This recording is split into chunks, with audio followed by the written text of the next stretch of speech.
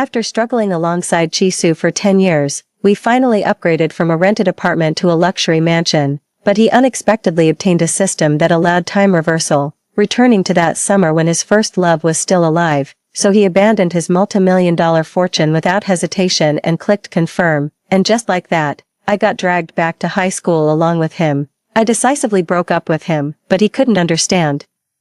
It's just starting over from scratch. Is it really that big of a deal? Me, it is. Hearing this, he got furious. After rescuing his white moonlight, he enrolled in the same university as her. Everyone said he was just being petty with me, waiting for me to coax him back, but I paid no heed, for I already knew. Time reversal has its limits. Alter one link, and the future shifts accordingly. 7 days later, we returned to a decade later, only to find Chisu utterly dumbfounded. 1.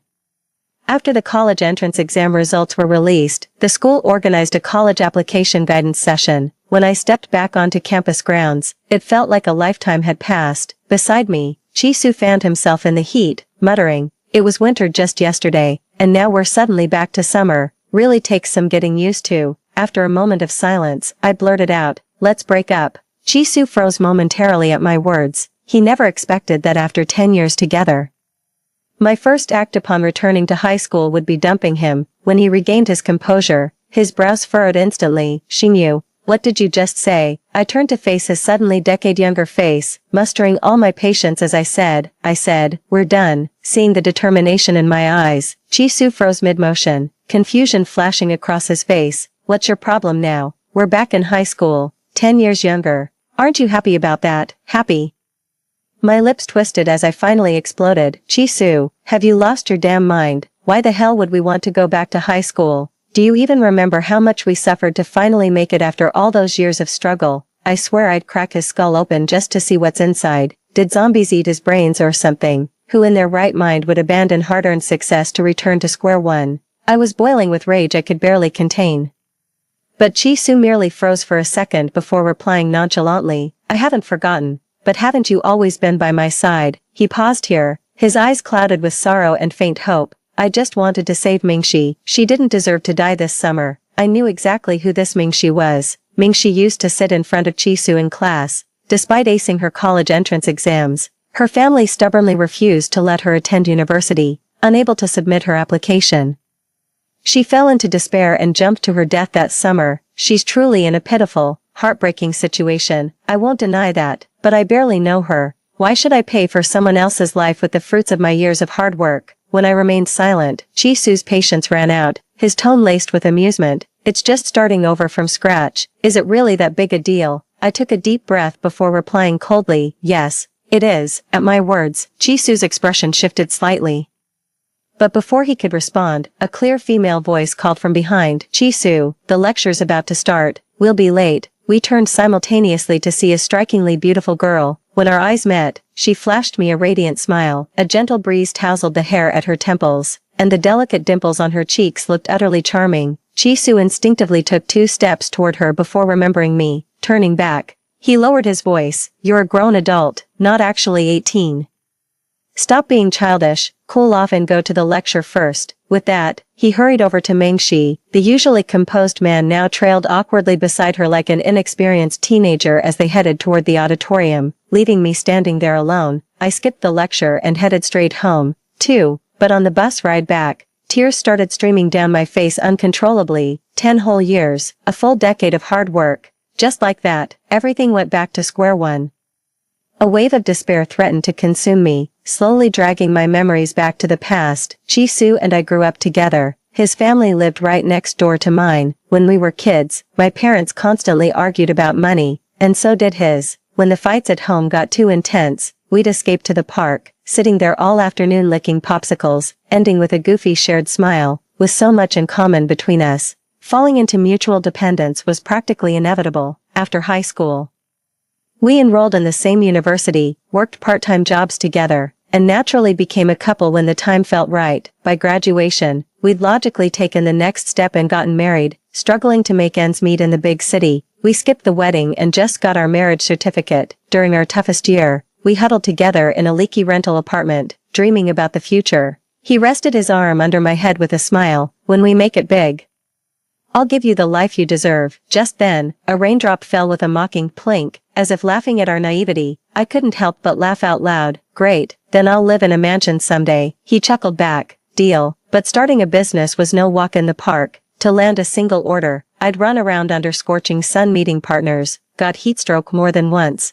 even ended up hospitalized from drinking too much during negotiations, yet somehow, we pulled through it all. We made it, amassing a fortune worth tens of millions. What we thought would be the beginning of happiness shattered one night when a mysterious system approached Chi-Su. The system revealed he could travel back through time to any moment he desired and alter the past. A glowing blue interface materialized before our eyes. At first Chi-Su didn't believe it, but the system's sudden appearance was astonishing enough. Feeling uneasy and unwilling to revisit the past, I frowned and warned him. Don't buy into this nonsense. What I never expected was this. The normally rational Chi-Su immediately clicked confirm without hesitation. In a split second, a blinding white light flashed. Just before blacking out, I heard him whisper faintly, if I go back, maybe I can save her this time. At that moment, my mind went completely blank. After all these years together, was there always someone else in his heart, that person? He willingly abandoned his multi-million-dollar fortune just to travel back in time and save her. What a grand love story. I suddenly found it somewhat ridiculous, yet couldn't bring myself to laugh. At that moment, an electronic voice echoed in my mind. Congratulations, host, on returning to the past, though only for 7 days. If you don't alter any causality, you'll return to your original timeline 10 years later. Any changes will affect the future. Note, if more than 2 people undergo time regression, only one randomly chosen by the system will retain their memories. I froze. So, I can actually go back. 3. I turned around and headed back to school. A decade of shared history isn't something to take lightly. You can't just turn off feelings like flipping a switch. When I found Chi-Su, he was just leaving the lecture hall with a faint smile playing on his lips, murmuring something to Mengshi. His gaze faltered when he saw me, probably still smarting from our last argument, before deliberately turning away. Let's go submit our college applications, was all he said, pretending not to notice me. By we, he meant himself and Mingxi. Mingxi tucked a strand of hair behind her ear, looking slightly embarrassed. Is it really okay for me to come to your place? Chi-Su gave a casual laugh. Why wouldn't it be? My parents aren't home. Well, alright then. Chi-Su. I called out his name. Chi-Su halted in his tracks, glancing at the still-breathing Mengshi. I was unexpectedly struck by a pang of guilt. Mengshi didn't notice my discomfort. Glancing at Chi-Su, she whispered, is she your friend? We're not in the same class. I just know her in passing. Hearing this, Chi-Su gave me a brief glance and said coolly, yeah, we're neighbors. Neighbor. I froze. An inexplicable bitterness welling up in my chest. The words on my tongue suddenly stuck there. The summer heat was relentless, yet I felt strangely numb to it. It was Chi-Su who finally broke the silence. Let's go. It's sweltering out here. Alright. Mingxi waved at me. See you later then. Me. Chi-Su didn't look back as he thoughtfully hailed a cab for her. Yet before, he'd always tell me, taking the bus is fine, I'll ride with you. Back then, I just thought he was being frugal. So that's how it is. He does have a caring side after all. The system's words still echoed in my mind, yet I didn't chase after them. 4. I went home alone. There are 3 days left until the application deadline. Back then, to avoid a long-distance relationship, I chose a local university with Chi-Su, but as my career took off and I traveled more, I began regretting not attending a better school. Given a second chance, I could rewrite my life's path. At this thought, my simmering resentment finally settled. I didn't step outside for the next 3 days, right up until the college application deadline. My best friend Xiaoqing asked me out for some fun. I hadn't seen her youthful self in ages, so I happily agreed. We went to see this year's blockbuster movie. To my surprise, I ran into Chi-Su at the cinema. He was holding 2 tickets in his hand. Our eyes met in an instant. Catching us both off guard, he froze momentarily. A flicker of panic in his eyes before quickly composing himself. Walking toward me, he said, don't get the wrong idea, Mengxi's never been to the movies before. I just wanted to take her. I nodded calmly. Noticing my aloofness, Chi-Su stared at me for 2 seconds before inexplicably growing irritated. Lowering his voice, he asked, still mad, with our past life experience, we'll succeed faster anyway. Why be so petty? It's not just about that. Raising my eyes, I murmured. What if I told you we could return immediately? If you don't change, then we'll remain husband and wife. I spoke earnestly, but Chisu dismissed it. Stop joking, we're already back, and how could you bear to let someone die without helping? I never realized you could be so heartless. He had a point. I nodded. Fine, have it your way. If you're making changes, so am I. Let's see what happens in 7 days when we return to 10 years later. It was over in an instant, hardly what you'd call suffering. Chisu's expression turned icy. Must you always speak like this? Just as I was about to retort, Mengshi returned from the restroom. The moment Chisu spotted her, he walked straight toward her without a backward glance. Me, Xiaqing returned with popcorn and spotted their figures in the distance. Surprised, isn't Chisu your boyfriend? Why is he walking with Mengshi? Not anymore, not now, and never will be, I murmured. Lowering my gaze, the moment those words fell, the person walking ahead suddenly froze mid-step. 5, but he didn't turn around. I didn't mind at all, and peacefully watched that long-missed movie with Xiaqing. It's a story about a housewife breaking free from domestic constraints and reclaiming her life. As the credits rolled, it suddenly struck me how Xiaqing had married young and started a family after failing college entrance exams. In the end, her husband looked down on her lack of education. Her son grew distant, and she developed severe depression. On the verge of suicide, she gave me a call over the phone. She chuckled with a hint of confusion. Xiaoyu, is education really that important? Distracted by work, I answered offhandedly, sort of. She didn't seem to mind, pausing briefly before continuing. If only I'd repeated my final year to retake the college entrance exams back then. I sensed something was wrong. But when I put aside my work and returned to my hometown to find her, people told me she'd already passed away. She was only 27 that year. At this thought, I couldn't help but glance sideways at the radiantly youthful Xiaqing. The ponytailed girl stared intently at the movie screen, her failed college entrance exam barely casting a shadow over her spirit. The flickering screen light danced in her eyes, bright, vivacious, and full of life. Xiaqing, I spoke softly, huh? She heard me and turned her head, gazing at her intently. I finally made up my mind and said with restrained emotion, college is wonderful. Would you consider retaking the year? We could still be together then. I remember it vividly. She's got real talent for design. She shouldn't be confined to this tiny corner of the world. Xiaqing froze for a second at my words, then scratched her head. But I don't think I'm cut out for studying. No worries. I'll give you online tutoring when the time comes. I pulled out all my corporate survival tricks, laying out grand plans for her future with all the pie-in-the-sky promises. Her eyes sparkled with naive innocence as she was easily persuaded. All right, I'll give it my best shot. I nodded approvingly. 6. By the time the nearly 3-hour movie ended, night had already fallen. As we exited the theater with the crowd, Chisu seemed inexplicably distracted. Chisu, what's on your mind? Mengshi stopped walking after getting no response to her repeated questions, her voice laced with concern. Startled by the voice, Chisu snapped back to reality, his eyes instinctively scanning the crowd around him. The sea of faces swirled before him, yet none belonged to the person he knew. Perhaps Xingyu had gone to see a different movie than the rest of them, Chisu thought to himself, but only said aloud. It's nothing. Mengshi chuckled at his words, her fair cheeks flushing slightly as if remembering something. Since you treated me to the movie, let me take you for some spicy hot pot. Chisu's brows unconsciously furrowed. He hadn't eaten street food like spicy hot pot in ages, and frankly had no appetite for it. Just as he was about to refuse, Xingyu's deliberately distant attitude flashed through his mind, sparking an inexplicable surge of irritation.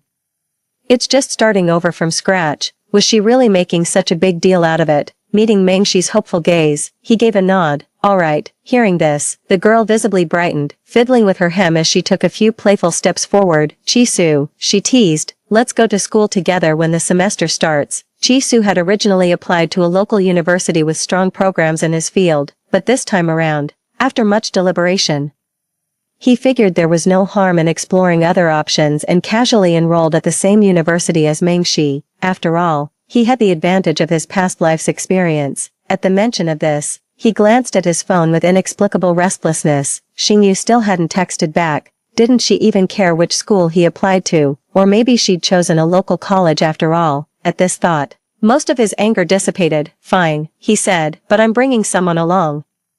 That girl neighbor of yours. Mengshi pressed further. Chisu hesitated briefly before replying offhandedly, yeah, he still hadn't fully forgiven her. Let her calm down first before telling others about their relationship. 7. That night, I heard Chisu applied to the same university as Mengshi. In the past I would have confronted him, but now I couldn't care less. Anyway, I didn't apply to any local universities. But what I never expected was, just as I was about to sleep, Chisu suddenly called, "Xingyu. Did you see the university I mentioned in my Moments post?" His tone wasn't exactly friendly, but it left room for reconciliation. Half asleep, I mumbled, "Yeah, saw it, but I'm not applying to the same one as him." Hearing my reply, the person on the phone seemed to relax, murmuring, "We'll still be at the same university then, just like before. Even if we really go back 7 days, we'll still be married." Stop muttering, it's driving me crazy. I hung up immediately, turned over, and went back to sleep. The following days passed quickly. Fearing unexpected changes, I meticulously planned every step, until the 7th day arrived. I was sorting through my senior year notes when the system contacted me. A cold electronic voice suddenly whispered in my ear, "Time's up, initiating return portal." My fingers froze mid-motion. The densely packed notebooks rustled as a draft swept through. The page corners that should have yellowed with time remained surprisingly fresh from that summer 10 years ago, fluttering like whispered secrets. The next instant, a blinding white light flashed before my eyes. My heart began pounding uncontrollably. What would this uncertain future hold? 8. Meanwhile, next door, Chisu reclined on the worn red leather sofa, clutching his lagging phone with a furrowed brow, refreshing the screen over and over. Yet the chat history remained frozen from days ago.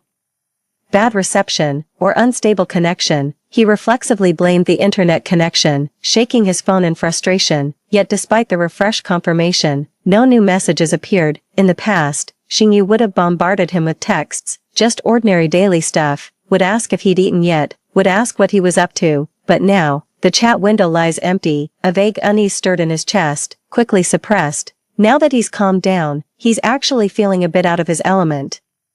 After getting used to the finer things, living in this rundown shack again feels like a step backward. He has to check his balance before every purchase. Just the cab fare ate up his entire daily food budget. Xingyu had every right to be angry, but she's far too quick-tempered. Chisu massaged his forehead in exasperation. After a long pause, he rose to find Xingyu, but before taking more than a few steps, a blinding white flash streaked across his vision. As the light faded, the man's gaze froze when the scene before him came into focus. 9. A decade can transform a city beyond recognition. The once low-rise buildings have now soared into skyscrapers. Chisu stared at the massive high-definition screen in the city center, first stunned, then overjoyed. Had he really returned? Wrong. What about Mingxi? He pulled out his phone and scrolled through the contacts. Soon enough, he spotted a familiar name. He clicked into Mingxi's social feed, where recent photos showed the woman sipping coffee in an elegant spaghetti strap dress. Compared to her awkward teenage look from 10 years ago, the now made-up Mingxi had matured significantly. He'd actually altered the past, but soon, Chisu sensed something wasn't quite right.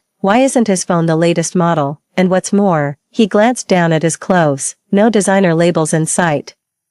A strange unease crept through him as he suppressed his anxiety and hailed a cab straight to his former villa. There's someone in the villa. Chisu felt slightly relieved. Just as I thought. This still makes sense. Everything will fall into place once we find Xingyu. He knocked on the door, but it took ages for someone inside to answer. It was winter, and the southern climate was damp and chilly. The kind of cold that seeped into your bones with every gust of wind, shivering violently.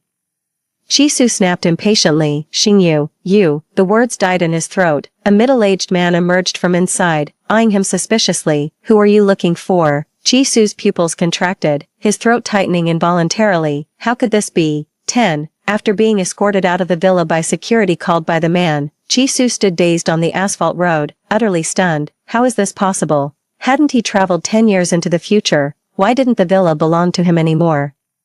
And what about Xingyu? Right, Xingyu. He pulled out his phone, frozen fingers frantically scrolling through contacts, desperate to find Xingyu. But after combing through everyone, she was nowhere to be found. He couldn't recall Xingyu's phone number for a moment, muttered damn it under his breath, and took a cab to the office. This time, things unfolded exactly as he'd anticipated. The company was still there, but nearly deserted. A far cry from its former scale.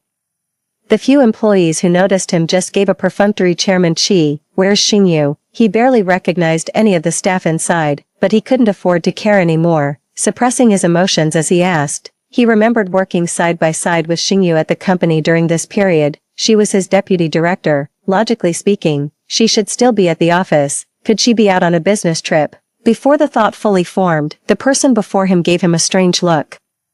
Xingyu, who's that? We don't have anyone by that name in our company. Like a thunderbolt striking Chisu's head, his heart seemed to stop beating in that instant. 11. Everything had changed. Everything has changed. Realizing this, Chisu forced himself to stay calm. After leaving the office, he called up his former classmates one by one to inquire about Xingyu's recent situation. Someone actually knew and casually told him, "Oh, Xingyu, she and her best friend went to Beijing, I heard.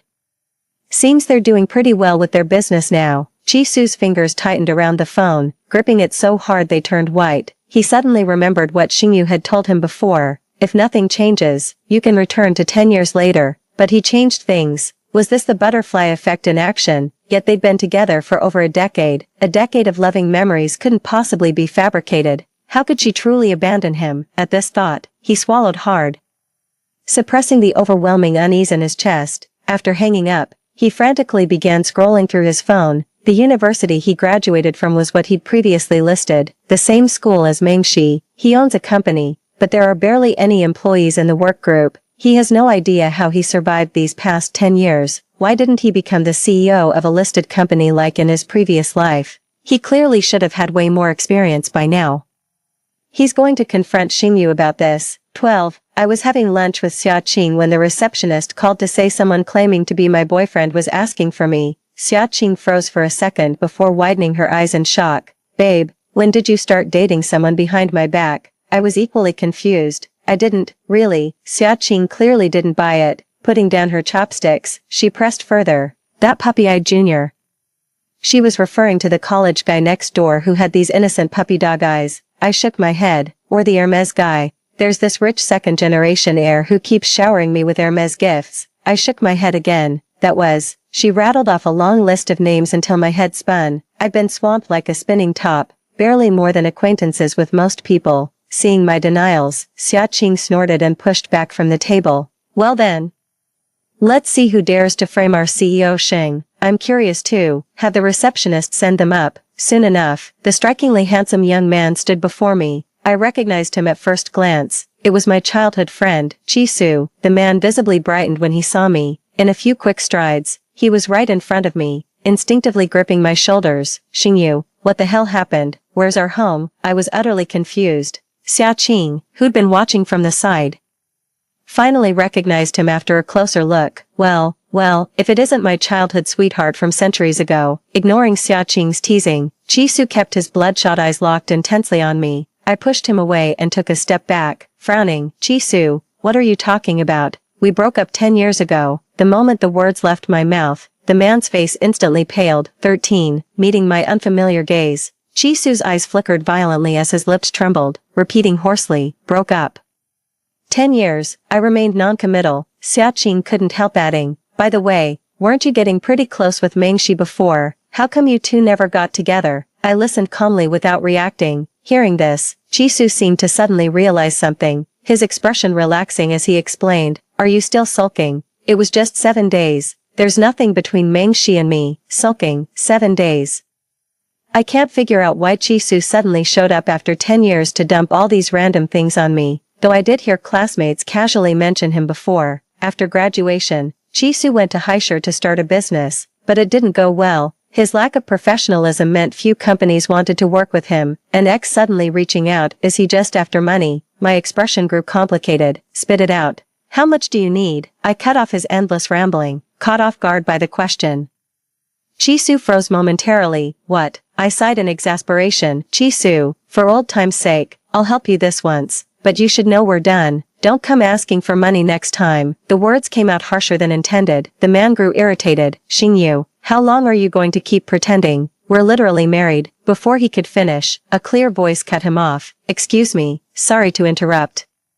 Everyone turned to see a 6 feet 2 inches college guy standing at the doorway, broad-shouldered with a tapered waist, radiating raw magnetism even in just a plain tee and jeans. His puppy dog eyes dark yet sparkling. What's he Yan doing here? I froze for a moment. Ever since starting this job, I'd kept forgetting meals and less eating with Xia Qing, leaving my stomach aching from hunger. Ever since I got to know He Yan, who lives next door, he's been bringing me delicious treats regularly. Before long, We became quite close, seeing several people in the office. He-yen walked in completely unfazed, holding a bag casually. Brought you some fruit, he said naturally. You really should eat more. It's not good for your health otherwise. What time are you off today? I bought ribs. Could make you sweet and sour spare ribs. My face grew warm, but not wanting to embarrass him, I just replied, around 6. Xiaqing covered her mouth to stifle a giggle.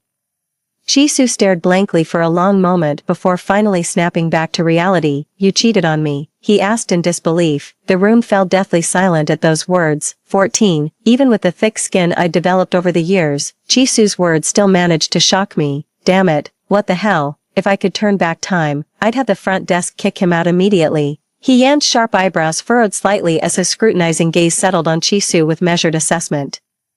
Xiaqing stared blankly for a moment before giving Jisoo a look reserved for lunatics. Jisoo, you broke up with Xiaoyu over a decade ago. What's this nonsense about cheating? Are you hallucinating? Jisoo glared at Xiaqing with venom. We've been married for years. I know every mole on her body. His booming voice carried through the open space, drawing furtive glances from passing employees outside the glass walls. My expression froze as an inexplicable pang of sorrow welled up in my chest.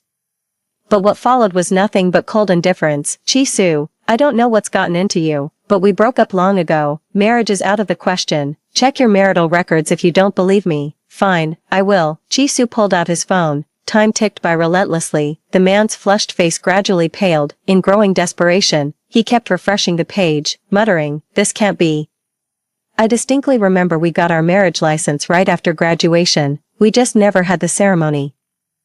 I had a strong suspicion his business failures had driven him over the edge. Without hesitation, I called security to have him escorted out. It'll take a few minutes for security to arrive. Jisoo suddenly turned back, eyes bloodshot. You've really forgotten everything. What have I forgotten? I lost my patience. I haven't forgotten a damn thing. Just as he was about to approach me, a tall figure stepped between us, blocking the man's line of sight. Then came a sudden, powerful punch. Jisoo was knocked to the ground with a thud. Without turning around, He-yen shielded me behind him, his voice tense. Be careful, this guy might be mentally unstable. Me, that makes perfect sense. 15. I remember it crystal clear. After high school, I got into my dream out-of-town university to study management. During college, I tutored Xiaqing whenever I didn't have classes. In just 1 year, I helped boost her test scores from the 400s to over 600. She became my junior at school. The year we graduated, I secured startup funding and co-founded a clothing company with Xiaqing. Xiaqing had a real flair for design and handled the clothing lines, while I took charge of marketing. It all started with just a handful of orders, and eventually we built our own brand, growing the business step by step. Looking back occasionally, Xiaqing would sigh, had you not insisted on me going to college, I'd probably be a housewife in our hometown now. I can't recall why I was so adamant about her education back then, but hearing this, I just smiled and said, better days are coming. Xiaqing's eyes curved into crescents, radiating youthful confidence. The memory ends here. I don't think I've forgotten anything. If it were real, then it wouldn't matter anyway. 16. After Jisoo was taken away, the office fell silent again. Xiaqing spat out angrily. Exactly. A decent ex should vanish like the dead. I pressed my lips together without speaking. Heian left after delivering the fruit without further questions. Though I no longer cared about Jisoo, my good mood was thoroughly ruined. After work, Heian came to pick me up on his own initiative, bringing my favorite wisteria flowers. His ears turned pink as he handed me the flowers. Noticing this, Xiaqing gave a knowing wink and whispered, your neighbor might seem aloof, but he's actually quite thoughtful. I couldn't help but laugh. All right. I'm heading out then. Bye. Xiaqing waved at me. He-yen started the car as figures outside the window began receding. Through the rearview mirror, I watched Xiaqing turn and enter the office building with a faint sigh. She's completely uninterested in marriage, even more career-driven than I am. But that's actually a good thing. What else would you like for dinner tonight? A voice suddenly sounded in my ear. I turned to see the red light, with He-yen slightly tilting his head to look at me. I'd expected him to at least mention Jisoo, but never thought he'd bring this up instead. Whatever, I said casually. Alright, how about scrambled eggs with tomatoes, sweet and sour pork ribs, and loofah soup? The light turned green. Heian turned back and focused on driving. I stared at his profile, my lips parting as if to speak, but in the end, I said nothing. 17. Truth be told, I never intended to get too involved with Heian. My parents' failed marriage left me distrustful of the institution altogether. In the end, even the childhood friend I once relied on so much became an ex. There was a time when I believed my career would be my lifelong companion. I'd actually said this to Hee-Yen quite openly, but Hee-Yen just wouldn't give up. He said feelings can grow over time. If 5 years isn't enough, we'll take 10. He cooks 3 meals a day for me and picks up the chores when I'm feeling lazy. Gently weaving himself into the fabric of my life, lost in thought, the car came to a stop. We're home. The voice snapped me back to reality, and I followed Hee-Yen into the elevator. While waiting for him to cook dinner, my phone suddenly pinged with a friend request. It's Jisoo. I hit reject, but they wouldn't take no for an answer, sending request after request. Finally fed up, I accepted. The typing indicator popped up almost immediately. Xingyu, I swear there's nothing between Mengshi and me. That phrase again, as if I actually cared. I shot back, what's that got to do with me? Then immediately blocked him. About half an hour later, Hee-Yen finished cooking. Lured by the aroma, I put down my phone and wandered to the kitchen. Leaning against the doorframe, I watched the tall guy in an apron and couldn't help teasing with a grin. Hey, you've got serious husband material vibes going on, really? Hee-Yen turned around. His bright eyes beneath dark hair shining like an overjoyed golden retriever receiving praise. I had the urge to ruffle his hair, but the height difference made it impossible. As if sensing my disappointment, the person who'd been standing straight suddenly bent down, offering his head to me. My heart skipped a beat as I froze for a second. The next moment, I reached up and tousled his hair. His hair was coarse to the touch, not exactly pleasant to run fingers through. Yet I felt inexplicably content, the corners of my mouth lifting as I helped him serve the dishes. Dinner's ready. Alright, 18. After the meal, I curled up on the couch mindlessly flipping through TV channels. That's my way of unwinding. After finishing the dishes, Hee-Yen came out and casually took a seat beside me. When he remained silent after a while, I inexplicably blurted out, "Aren't you curious about that man from earlier today?" Though Chishu was talking about something that never happened. He spoke with such conviction, as if we'd truly been married and intimate before. The person beside me paused thoughtfully. I don't know him, but I trust you. Of course, if you're willing to share, I'd be happy to listen. I turned to look at him, meeting his earnest gaze. After a moment, I chuckled softly. Never been married. That was my childhood sweetheart. We broke up 10 years ago. A single simple word, yet brimming with trust. I was momentarily speechless. What should I do? He actually seems kind of decent. He's just begging to be teased. 19. I did mess with him a little, pinning Hee-Yen against the couch. I stared into his eyes before playfully nipping at his lips. I'm 28. Not some naive girl anymore, though shy by nature. I'm used to taking charge, always craving the upper hand. His Adam's apple bobbed violently before he rasped out, I want this official. Depends on your performance. Just a senior at 22, he's all youthful vigor and restless energy. In no time, he took the dominant role, their tongues entwined, a glistening thread trailed between them. As things progressed, I remained on top as he leveraged his strength to thrust upward from below. My body wavered uncontrollably. I nearly lost my balance from his momentum. His grip on my waist left me no escape, until we reached the peak together. 20. Hee-Yen and I officially became a couple. A year later, we got our marriage certificate. I originally wanted to keep it simple, but he insisted on a grand celebration. Before and after the wedding, Hee-Yen was busy coordinating every detail, even hiring a designer to create my wedding dress. I felt helpless, but there's no denying I was deeply moved. Xiaqing served as my bridesmaid, beaming as she said, "Wishing you a lifetime of happiness together," with a smile. I responded and tossed her the bouquet, though not because I wished for her to marry soon. Countless roses. I hope she always stays true to herself, forever free as the wind, forever passionate as fire. Chisu's side story. A red exclamation mark appeared on Chisu's sent message. He stared blankly at the screen, lost in thought in his rented apartment. His phone suddenly buzzed again. He quickly looked down at his phone. It was a message from Mengshi. Chisu, want to hang out together? Chisu stared at the message, his mind drifting back to that summer 10 years ago. He'd long sensed Mengshi had feelings for him. I know exactly who Mengshi is in his story. Before traveling back in time, he'd even fantasized that given another chance, he would have pursued a romance with Mengshi. The unrequited first love of youth always leaves a bittersweet aftertaste when remembered after achieving success. So when he actually returned to the past, he secretly showered Mengshi with affection.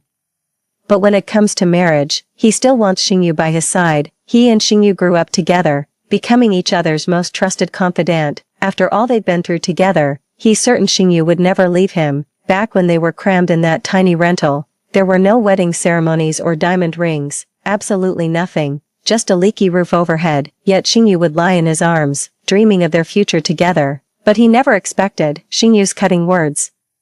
Not your boyfriend now, never will be. The prophecy came true. Turns out time reversal has its limits. They traveled 10 years into the future together, but everything had changed. Jisoo tried to recall the professional knowledge he'd learned years ago, but his mind went completely blank. His heart suddenly raced with panic as a terrifying thought exploded in his mind, sending chills down his spine. They had indeed returned to that moment, but this wasn't rebirth, rather. They'd traveled back 10 years as their future selves, making different choices for their younger counterparts. A decade ago, I had no so-called success formula, but every decision I made led to different transformations. Even if he started the same company again, success would remain elusive. As for those so-called secrets to success, his ascent to the pinnacle of success wasn't just his own doing. It was Xingyu's unwavering decade-long dedication that kept hope alive whenever he nearly gave up. The realization hit him like a thunderbolt. He clutched his head and let out an anguished roar. If only, he wished he could go back to when Xingyu warned him not to trust the system. He'd never make that choice again. The end. Story 2. I mustered all my courage to hand Zhou Xian a love letter in front of the entire basketball court. He just held the basketball, glanced at me with a smirk. Little girl, you've got that troublemaker look. Not really my type. Then he pointed upward, cast a meaningful glance toward the distant lawn, and left it at that. Zhou Xian always thinks I'd flirt with any guy during a quick water run, which drives him crazy with insecurity. I woke up to find myself 7 years in the past, right at the moment of filling out college applications. Without hesitation, I chose T University where Zhou Xian studied, determined to give him the perfect romance and erase all his doubts. But when the semester began, I was stunned to see Zhou Xian with blue hair, earrings, and tattoos. This is my innocent boyfriend. Skeptical, I gripped the railing and stood on tiptoe to peer inside. Zhou Xian happened to circle back near me, raising an intrigued eyebrow as he asked, looking for someone. Knowing him, that eyebrow raise was his tell for interest. That instant, I knew without doubt, this was Zhou Xian. Zhou Xian, I said, staring at him with a teasing smile. The whole basketball court had their eyes on us. The atmosphere instantly electric. Damn, Xian, you're killing it. But somehow, the light in Zhou Xian's eyes dimmed slightly. He glanced at my luggage and said dismissively, shouldn't freshmen be at orientation? So, can I get your number? It was my first time hitting on someone. Even though this guy would eventually become my boyfriend, I still felt awkward. Zhou Xian casually lifted the hem of his jersey to wipe the sweat off his face, left my phone behind. Next time. His tone was almost playful.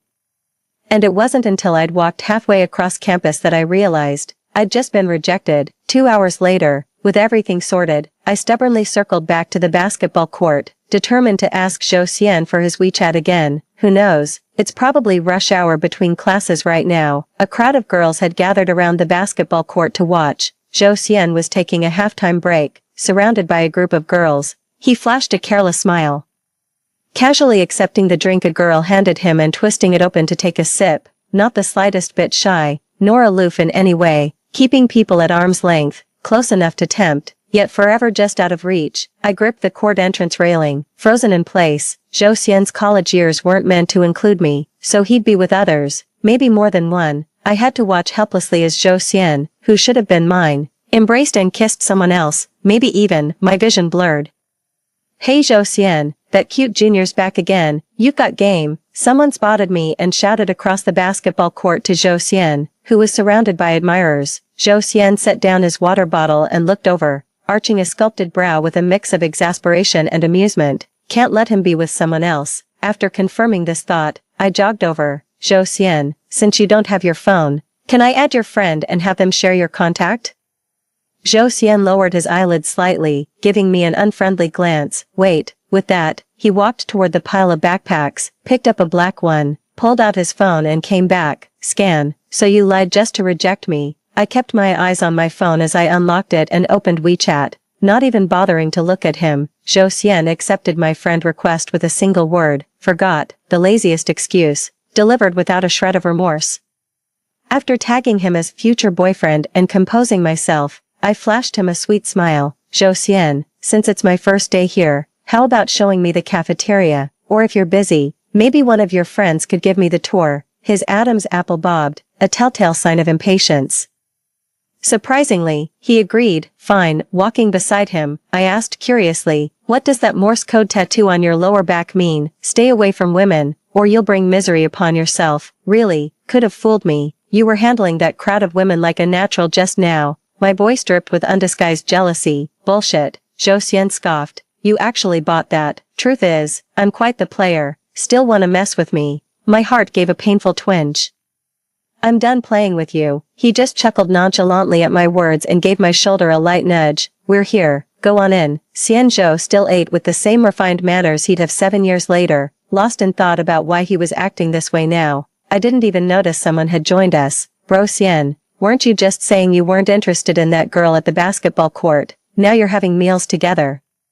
A fair-skinned guy in black clothes winked suggestively at Zhou Xian. You're so clingy. Zhou Xian shot me a glance, though I knew he was teasing me. His words somehow wrapped around me like an endearment. This is insane. How about joining your Xian Gij for some bar hopping tonight, little sister? I looked up at him and nodded with a smile. Absolutely. Thanks for the invite, senior. No need to call me senior. I'm Chen Fong. He had that playful air about him. Locking eyes with a gaze that carried unspoken implications, I nodded without responding, but clearly, Zhou Xian, who always thought I was trouble when we were together, had felt the same way 7 years ago. He smirked mockingly. Little miss, did I say I was leaving? If you're not going, then neither am I. Zhou Xian, how could you even doubt me? You call others senior, but with me, you're all casual. Nice double standard, Gij. I said it without hesitation, meeting his gaze directly. Completely unembarrassed, he loved when I called him that. At least he did 7 years later when we got together. Sure enough, Zhou Xian narrowed his eyes, that non-existent tail of his perking up behind him, swaying with smug arrogance. So, big bro, hitting the bar tonight. Truth be told, I kinda hoped he'd go. Liquid courage makes things easier. I'm in. Chen Fong listened to the entire conversation and burst into a cocky laugh. Zhou Xian kicked his chair leg in irritation. So you're still interested in me, aren't you? Then why turn me down? Playing hard to get, too. Zhou Xian's group booked a private room. Without hesitation, I took the seat next to him and joined their round of King's Game, a numberless version of King's Game. Zhou Xian, I'm the king, I declared, staring straight at him while holding my card. When drawing cards earlier, I kept praying to get the joker, even God heard my wish. Zhou Xian took a sip of wine and smiled without responding. Well then. I want you to kiss me, I said, pointing to the corner of my mouth. The entire booth erupted in thunderous applause. You're amazing, Junior. Hell yeah, Junior. Sure enough, the smile gradually faded from his face, knowing full well he'd refuse, yet still making the request, only to end up heartbroken. Oh dear, what should I do? It's been so long since I last saw him. I just really want to get close to him. I made a rather awkward excuse for myself, which was also a gamble. If you really can't do it, maybe your friend could step in for you. Friend. Zhou Xian's smile vanished completely as he raised an eyebrow at me. Chen Fong was the first to react, patting Zhou Xian's shoulder with a grin. Honestly, this junior's got some fire. If you can't handle her, want me to take your place? Zhou Xian set his glass down with deliberate force, curling one corner of his mouth into a wicked smirk. Like hell you will. Get lost. The next moment, he yanked me against his chest, my face smashed into his torso as he gripped my chin, eyes burning into mine, calling everyone friend. Are you trying to pick me up or someone else? Huh, you. As the word fell, so did the kiss. The way he moved made me think he'd try to destroy me like in my memories, yet all I got was a feather-light kiss, so faint it made me wonder if his thin lips even touched me at all. The air between us caught fire. The king's turn went to Chen Fong. Zhou Xian, why not let the little lady sit on your lap for this round? Chen Fong grinned around his cigarette. Before I could react, Zhou Xian downed his glass in one go, pale liquor tracing a tantalizing yet painful path down his jawline. He wordlessly poured and drained another glass before I finally spoke. But I'd rather sit on your lap. I'm not drinking. Defying the king's orders means drinking 2 penalty cups. I'll take yours. Zhou Xian murmured without looking at me, lazily pouring more wine.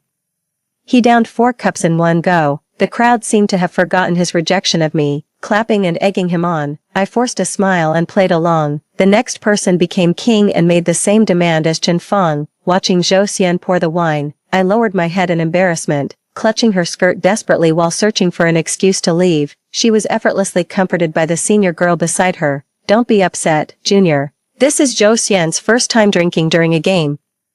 How flattering that I'd make him so uncomfortable. The senior girl giggled and hugged her boyfriend, who chimed in knowingly. It just means Zhou Xian chickened out. Get it? He's not unwilling to let you sit there. He just doesn't dare. Junior, wow, you actually managed to win over our legendary playboy Xian. I couldn't help but burst out laughing. Feels like I'm still miles away from actually winning him over. Exactly. Flirting's fine, but if you actually tie him down, he'll get so annoyed. Ha ha ha. We're totally rooting for this show. Junior, go get him. Suddenly Zhou Xian started looking pleasing to the eye again. He'd been forced to drink too much, though his expression remained composed. The corners of his eyes were faintly flushed. This was Zhou Xian's telltale sign of drunkenness. His long eyes with their naturally tapered lids now drooped slightly as he bowed his head, making my heart race uncontrollably. My boyfriend is so handsome, going to devour me.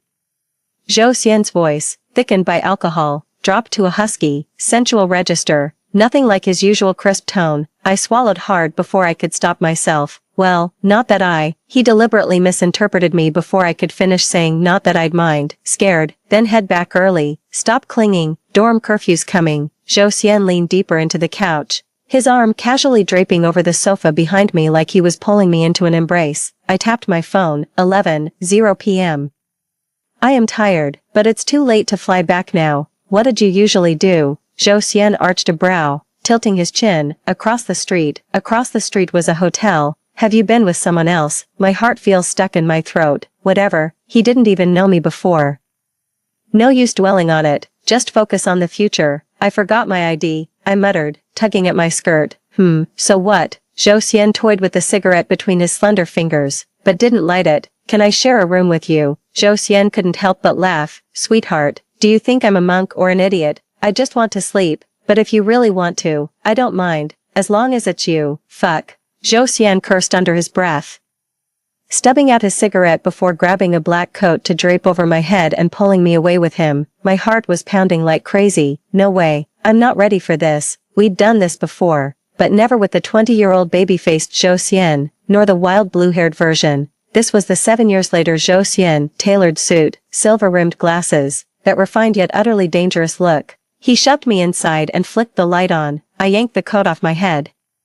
Zhou Xian leaned against the doorway, eyeing me with hostility. Don't provoke me again, just sleep. Where are you going? Let's go back and pull an all-nighter. I must be insane, after all this fanfare bringing me here, enduring everyone's teasing, and mentally preparing myself. He just wants to go back for drinks. I stammered before finally finding my words. Don't you have any feelings for me? Zhou Xian was about to walk away but paused, looking at me seriously. Not particularly, but I'm not picky when it comes to pretty faces. Lies. I clutched the clothes in my hands tighter and tighter. My pride told me to let him go. This version of Zhou Xian wasn't someone I could love, nor someone I could move. But remembering how tender he'd be with me 7 years later, how achingly insecure, my heart softened. I sulked and complained. Zhou Xian, if you see me 7 years from now, you'll fall for me at first sight. Zhou Xian let out a mocking laugh. Delusional much. You already are now. You just won't admit it. Get some sleep if you're not thinking straight, sweetheart. Zhou Xian flashed me a half-hearted smile, closed the door, and left. 3. The weather's rather gloomy today as our department conducts military training on the basketball court. I was completely distracted, my gaze constantly drifting to the adjacent basketball court. Hey, you there, 7th in the 3rd row. What are you staring at? Found something fascinating. The instructor had clearly noticed my distraction, reporting, Sir, I'm looking at my future boyfriend. Zhou Xian's three-pointer went wide. Our whole department and his buddies were cracking up. Xian, I've never seen a girl this gorgeous and badass at the same time. Just say yes already. Zhou Xian passed the ball. Stop yapping and play. The drill instructor was speechless yet amused by me. These young girls nowadays are quite bold. He smiled kindly, then abruptly turned stern. Just because your boyfriend's watching means you can slack off. 30 squats. Now, after dutifully completing the squats, I stood waiting for the instructor's verdict, but he just waved me back into formation. Alright everyone, take a break. Anyone want to show off some talents? Hey there, the girl watching her boyfriend, want to come show us something? Honestly, I'm not too bad at dancing. Yes, thanks, drill instructor. I ran up and connected my phone to the instructor's speaker to play a song. As the music started, Zhou Xian's buddy knowingly stopped in his tracks. winking at him while holding the basketball. Xian, check out your little sister dancing. What sister? Zhou Xian leaned against the basketball hoop post, watching half-heartedly. Since when does a sweetheart not count as a sister? Humph. After the dance, the classmates gave enthusiastic applause. Zhou Xian's friends joined in the cheering too. While Zhou Xian himself just gave a couple of perfunctory claps, using getting water as an excuse, I ran up to him and asked, how was my dance? Mediocre. Mediocre how? It was clearly amazing. Zhou Xian chuckled, his gaze drifting downward. Just mediocre. Pervert. I'll grow more. I've got proof. I'll be amazing in 7 years. Zhou Xian seemed thirsty, licking his lips as his Adam's apple bobbed. No girl brought you water today. Huh. Want to make do with mine? I don't mind. We're practically family anyway. Zhou Xian rubbed his temples, visibly annoyed. I do mind. Fall in with your group. Stop loitering here. With a cold snort, I jogged over to the drink station and grabbed a fresh bottle. I never expected to run into Zhou Xian today, and I don't even remember buying an extra drink. Everything felt so natural and perfectly logical. Smiling, I walked over and said, I brought this for you. From now on, with me around, you'll never have to endure hardship, thirst, or hunger, nor feel obliged to accept favors from other girls that'd only weigh on your conscience. With that, I shoved it into his arms, waving at him. Zhou Xian clicked his tongue. Quit messing around for no damn reason. When the noon break came, Zhou Xian's group wrapped up too. Unexpectedly, they headed for the school gate instead of the cafeteria. I jogged up to them. Zhou Xian, where are you guys going? Internet cafe. Zhou Xian shot me a glance. Not eating, I'll get takeout. You head back. I'd like to join you though. Zhou Xian suddenly reached out and patted my head lightly. You've got military training this afternoon. Don't get so distracted just because you see me. Alright. My face flushed instantly. What a narcissist he is. After all these years together, his flirting still left me giddy all afternoon. My heart sank when I saw them returning to the field. A girl in a black dress and boots walking right beside him. So you ditched me for another girl, is that it?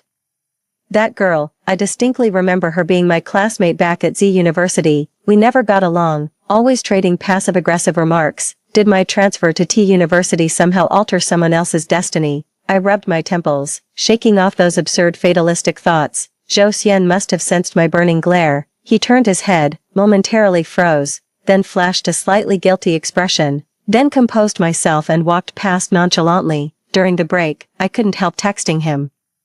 You wouldn't take me, but brought another girl instead. A friend invited her. Why's your friend standing so close to you? What, you think I'm handsome? Then back off from her already. Got a reason. My spirits instantly deflated. He's single, and I'm just some disposable simp. Just as I was about to turn off my phone and wallow in misery, Zhou Xian suddenly added, I'll try. Instant revival. Right then and there. Told you he's got a crush on me. Zhou Xian and I were both from the Cross College, when our school organized an interdepartmental dance competition and fell short of male participants. His striking good looks got him roped in as a last-minute addition. My eyes lit up the moment I spotted Zhou Xian in the dance studio. When the instructor told us to pick partners, I bolted straight to Zhou Xian without hesitation, easily the fastest mover in the room. Zhou Xian took a slight step back. Don't be such a bandit, you're such a heartbreaker with no sense of propriety. Had I come any later, you'd have run off with someone else. You know me too well. Zhou Xian chuckled, lowering his eyelids with devastating charm, placing a hand over my chest in an exaggerated bow. I hammed it up, my dear prince. Might I have the honor of this dance? Zhou Xian pressed a finger against my forehead and declared with playful haughtiness, permission granted. That dance was pretty hot. Since I wasn't holding back at all and showed zero restraint, Zhou Xian only maintained gentlemanly conduct twice before narrowing his eyes and placing his hand on my exposed waist, quite slender. Zhou Xian murmured close to my ear, tilting my head to transition into the next dance move. I teased with a laugh. You could snap it in half, big brother. Sure enough, the arm around my waist tightened its grip. He let out a cold laugh and said nothing more. When it rains, it pours. Just 2 weeks into dance practice, when Zhou Xian and I had gotten so close that anyone could see the chemistry between us, I got up for a midnight bathroom trip, missed my step, and broke my leg. My roommate dragged my sniveling self to the hospital for exams, bone setting, and a cast. When things settled down, I tentatively texted Zhou Xian, hey bro, it's the middle of the night, are you insane? I checked the time, 3 a.m., still awake at this hour, missing me too much to sleep. You woke me up, so you were dreaming about me. What is it? After hesitating for a long time, I carefully chose my words. If I stopped dancing with you, would you dance with other women? What do you think? I don't think my brother would. I clung to a sliver of hope. Heh. Midnight's the perfect time for wishful thinking. I'm feeling depressed. After all, I was this close to securing my position by dancing with him. With just 20 days left before the competition, him dancing with another girl means our engagement is definitely off. I suddenly fell into a melancholic mood and didn't notice the constant typing. Notification from the other side. Found someone else, have you? When Zhou Xian sent this message, I was completely stunned. I could practically see his cold smirk through the screen. Not talking. You're something else. You messing with me. He lost his cool. He was so worked up I couldn't explain. Just started firing accusations left and right. Brother, my leg's broken and you don't even care. Instead you accuse me of cheating. My heart's shattered. I started laughing like a maniac, terrifying my roommate. Liu, you okay? Pain making you delirious. My roommate reached to feel my forehead, caught a glimpse of my chat screen, then backed away speechless. At the campus clinic, Zhou Xian sent another message. I kept nodding like crazy until my roommate reminded me to actually reply. They left me behind, a sick patient standing like a loyal stone waiting for her husband's return. Zhou Xian came running, panting, his blue bangs slightly damp and clinging to his pale skin, bending over with hands on his knees. He looked up at me through his lashes. How'd you fall? From the bed, you're hopeless. As dawn broke, Zhou Xian pushed my wheelchair toward the girls' dormitory. I won't be able to practice dancing with you tomorrow. Are you going to find another woman behind my back? My heart ached. Zhou Xian paused mid-step. It's completely aboveboard. Sniff. How could I possibly stand in your way of finding someone better? I fake sobbed dramatically. Zhou Xian remained silent.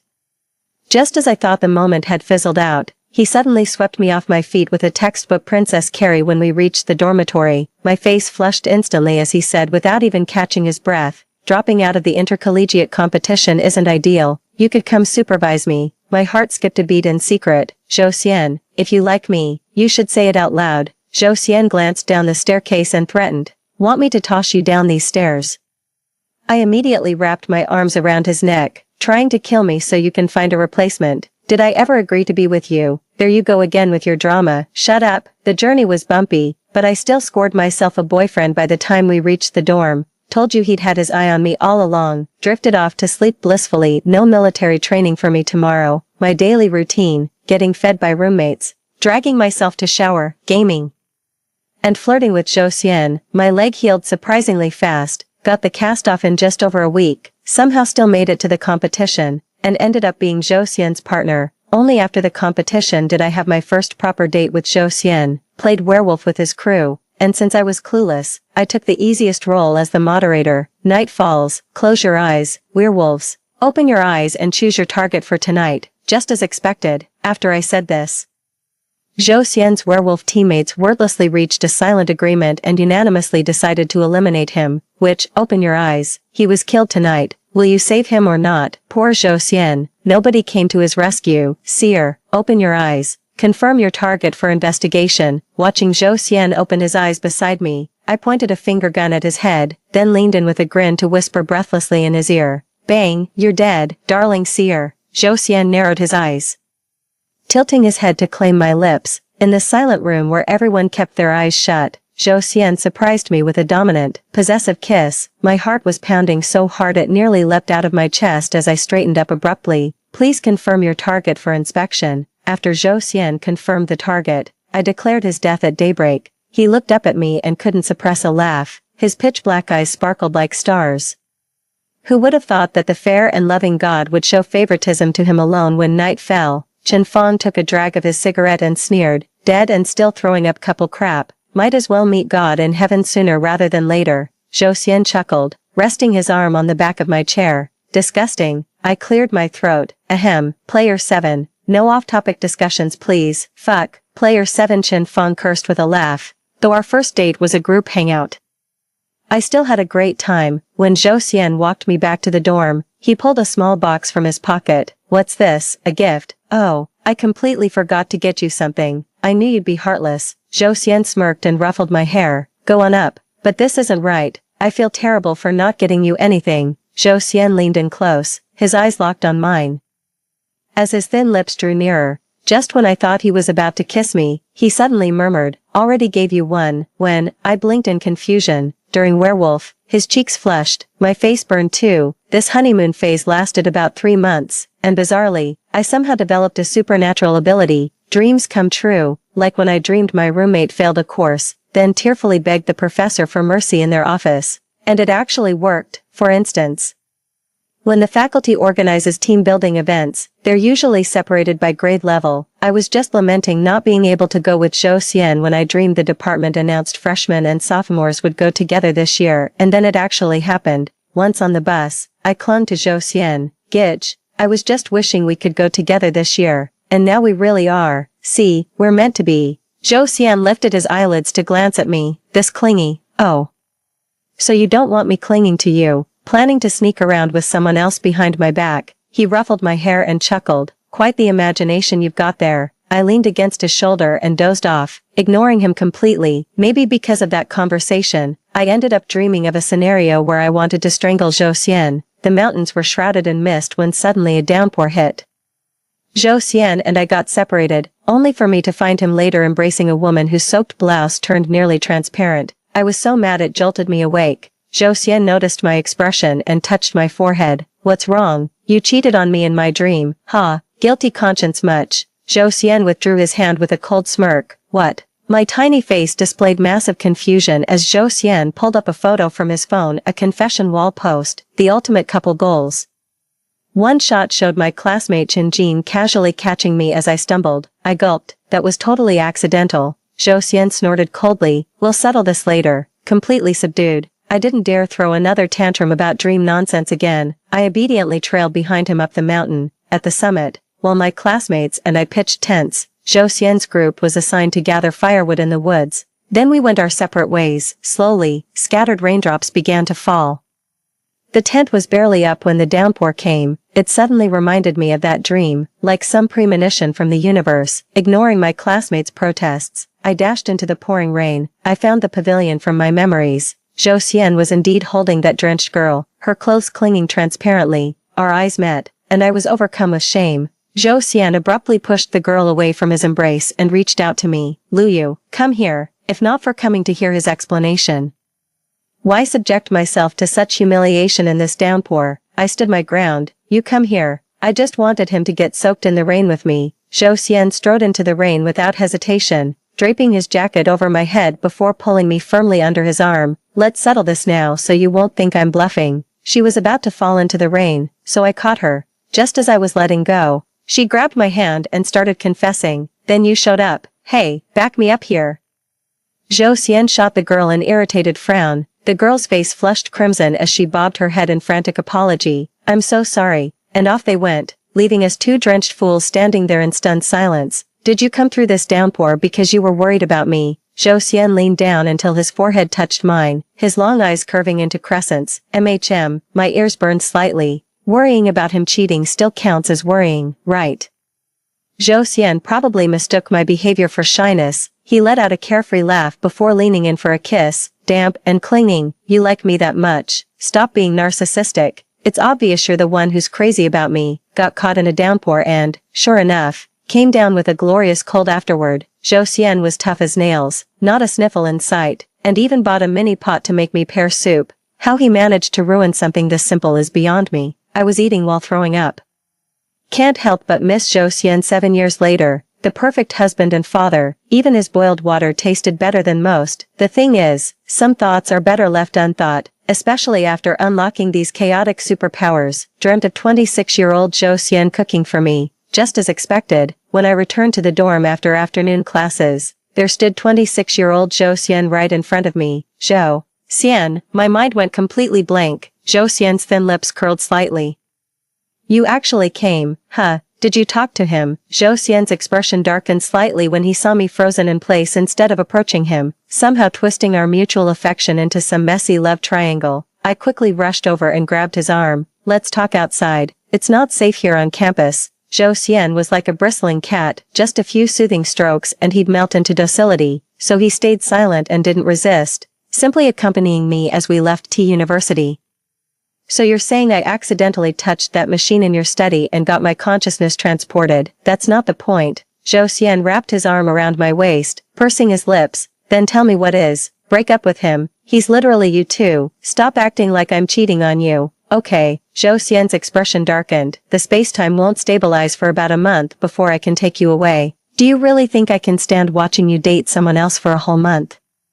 How could I ever break up with you when I'm looking at this face? I gazed at him with puppy dog eyes. Then I'll go talk to him. What's the difference? You don't treat him as yourself either. From his perspective, doesn't it just mean I cheated on him? Zhou Xian seemed incredulous, turning to stare at me with his thin lips pressed into a tight line. You feel sorry for him. Well, I'm the one wronged here. My mind was wound tight like a coiled spring. One wrong word and I'd be done for.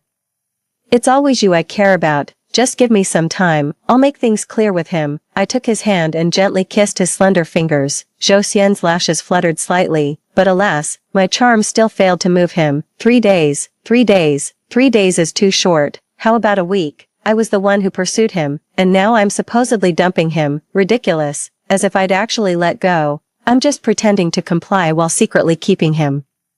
A month only has 4 weeks. Do you really think that's possible? After we leave in a month, time and space will erase all traces of you. He'll forget you. Everyone here will forget you. Only I won't. Understand? Zhou Xian withdrew his hand from mine and tilted my chin up with just the right pressure. I nuzzled obediently against his palm and murmured, okay. He seems satisfied now. Zhou Xian showed up with nothing. No ID, no money. I rented him a studio near campus and transferred him some funds. My little canary. Class is starting. I've got to go. Zhou Xian braced against the doorframe, pulling me into a one-armed embrace before kissing me. Still treating him like your lawful husband. No, I wouldn't dare. Dealing with Zhou Xian is more exhausting than running a marathon.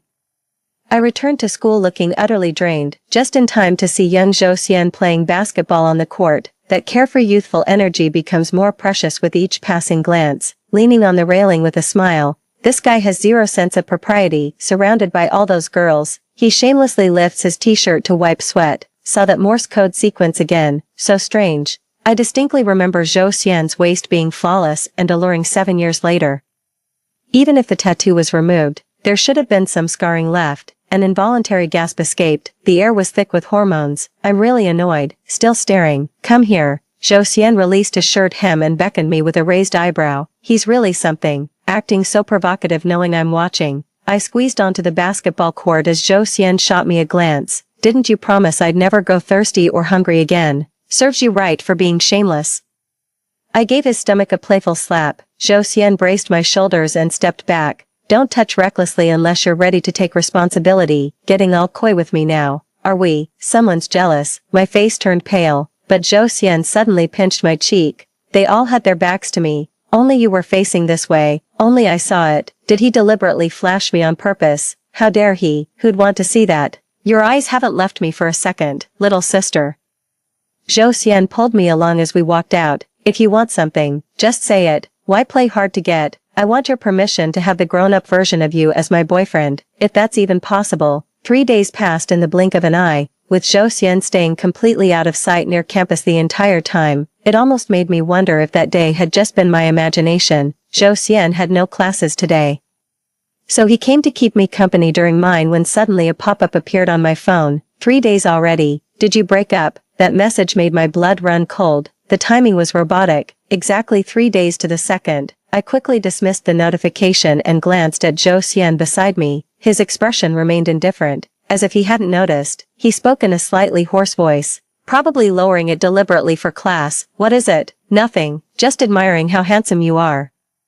I said with a sweet smile. Zhou Xian's expression still didn't change. Oh, really? His reaction seems off. Did he see something? WeChat just popped up another notification. Lu Yu, you'd better not be lying to me. I'm dead. Zhou Xian leaned in casually and asked, what's this? My brother, lover boy. Zhou Xian finally smirked, curling just one side of his lips in a wild, mocking grin. Blood brother. You're the only one who gets to be my lover, I said without batting an eye. Laying on the sweet talk, Zhou Xian's expression softened slightly as he let out a haughty humph. Bought some time for now. Both Zhou Xians are so sharp. How am I supposed to survive this month? Points. Can't bear to let go. What a mess. 5. During the bathroom break between classes, I ducked into the women's restroom to call 26-year-old Zhou Xian. Just finished class. We broke up. After a pause, he replied, you're lying. My heart skipped a beat. You don't believe me? I do, I smiled contentedly. I've got class this afternoon. Freshman year keeps me busy, you know. How about dinner tonight? You could go explore on your own. Treat it like a mini vacation. Without you, everything's so dull. I don't even feel like going anywhere, Zhou Xian mumbled. And just like that, my sweet innocent boyfriend was back. After calming him down, I stepped outside only to find young Zhou Xian leaning against the wall, basking in the sun while scrolling through his phone.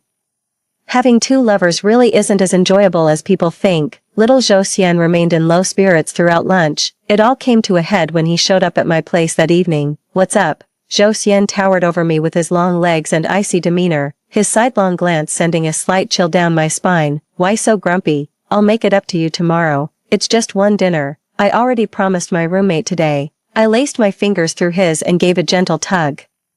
He tightened his grip and chuckled, like I care. Go have fun without me. When I rushed to the apartment across from campus, Zhou Xian opened the door before I could knock, like we shared some psychic connection. What an incredible coincidence. Telepathy, yeah, was waiting for you. Zhou Xian smiled and stepped aside, carrying groceries inside. I said, let me cook for you. We'll eat at home. While part of me wanted to cook for him, I really didn't feel like going out.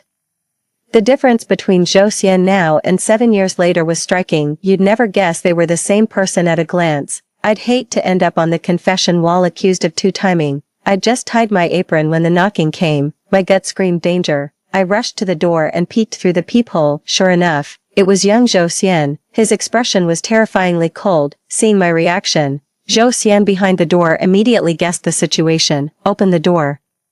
Zhou Xian murmured, sliding an arm around my waist from behind with deliberate slowness, his tone laced with suppressed irritation. No way. What if you two get quantum entangled and experience decoherence? I'd lose my husband, I teased, deliberately calling him hubby to dodge the issue. Zhou Xian narrowed his eyes. You really want to debate physics with me? Then let's not talk physics. How about we discuss human nature, or feelings?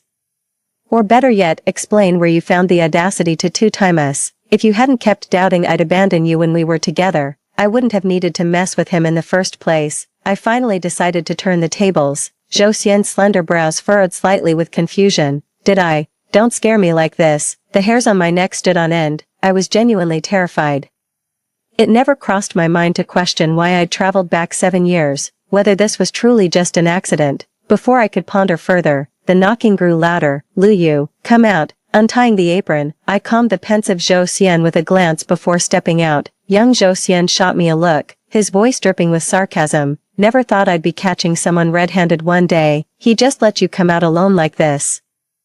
I've started doubting this world. Why did Zhou Xian think I was trouble the moment we met? Why pretend you didn't like me when you clearly did from the start? How did my leg injury heal so unnaturally fast? Why do my thoughts materialize almost instantly, including that unfamiliar Morse code sequence? Even Zhou Xian couldn't explain the answer himself. Not talking, scared, or feeling guilty. Zhou Xian reached to tilt my chin up, forcing eye contact.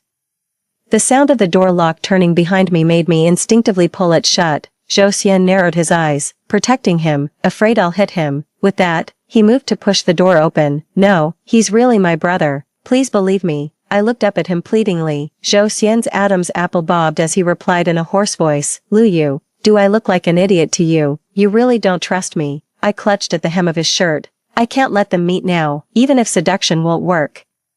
I'll have to try it anyway. We've got to eliminate all unpredictable variables. My whole worldview's crumbling. Who knows if meeting in person would trigger quantum decoherence like my bullshit theory suggested, making one of the Zhou Xians just vanish into thin air. His hand dropped limply as he cursed under his breath with palpable irritation. God damn it, I'm such a fucking masochist. With that, he yanked me along rather roughly. I'll trust you this once. Try that again, Zhou Xian warned.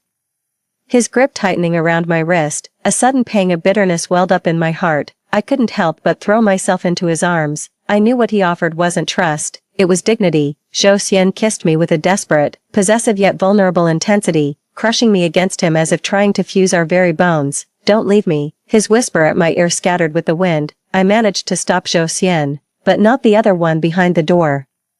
Leaning against the stair rail with hands in pockets, his silver-rimmed glasses softened the razor-sharp intensity of his gaze. Zhou Xian froze completely when he saw him. You're using me as a substitute. His face turned deathly pale, even his thin lips losing all color. Seriously, masterclass in comprehension. I haven't explained yet. Zhou Xian spoke up coldly, with barely contained hostility. If you know how things stand, why aren't you leaving? What are you still hanging around for? He's quite the actor. My wrist ached from his grip, and as I instinctively tried to pull away, young Zhou Xian loosened his hold. If she really liked you, she wouldn't have come to me, let alone be standing by my side now. Now it was the other side's turn to go pale. Since he already knows, there's no point holding back. Come here. Zhou Xian stopped looking at his younger self, shifting the pressure onto me, with things still unclear.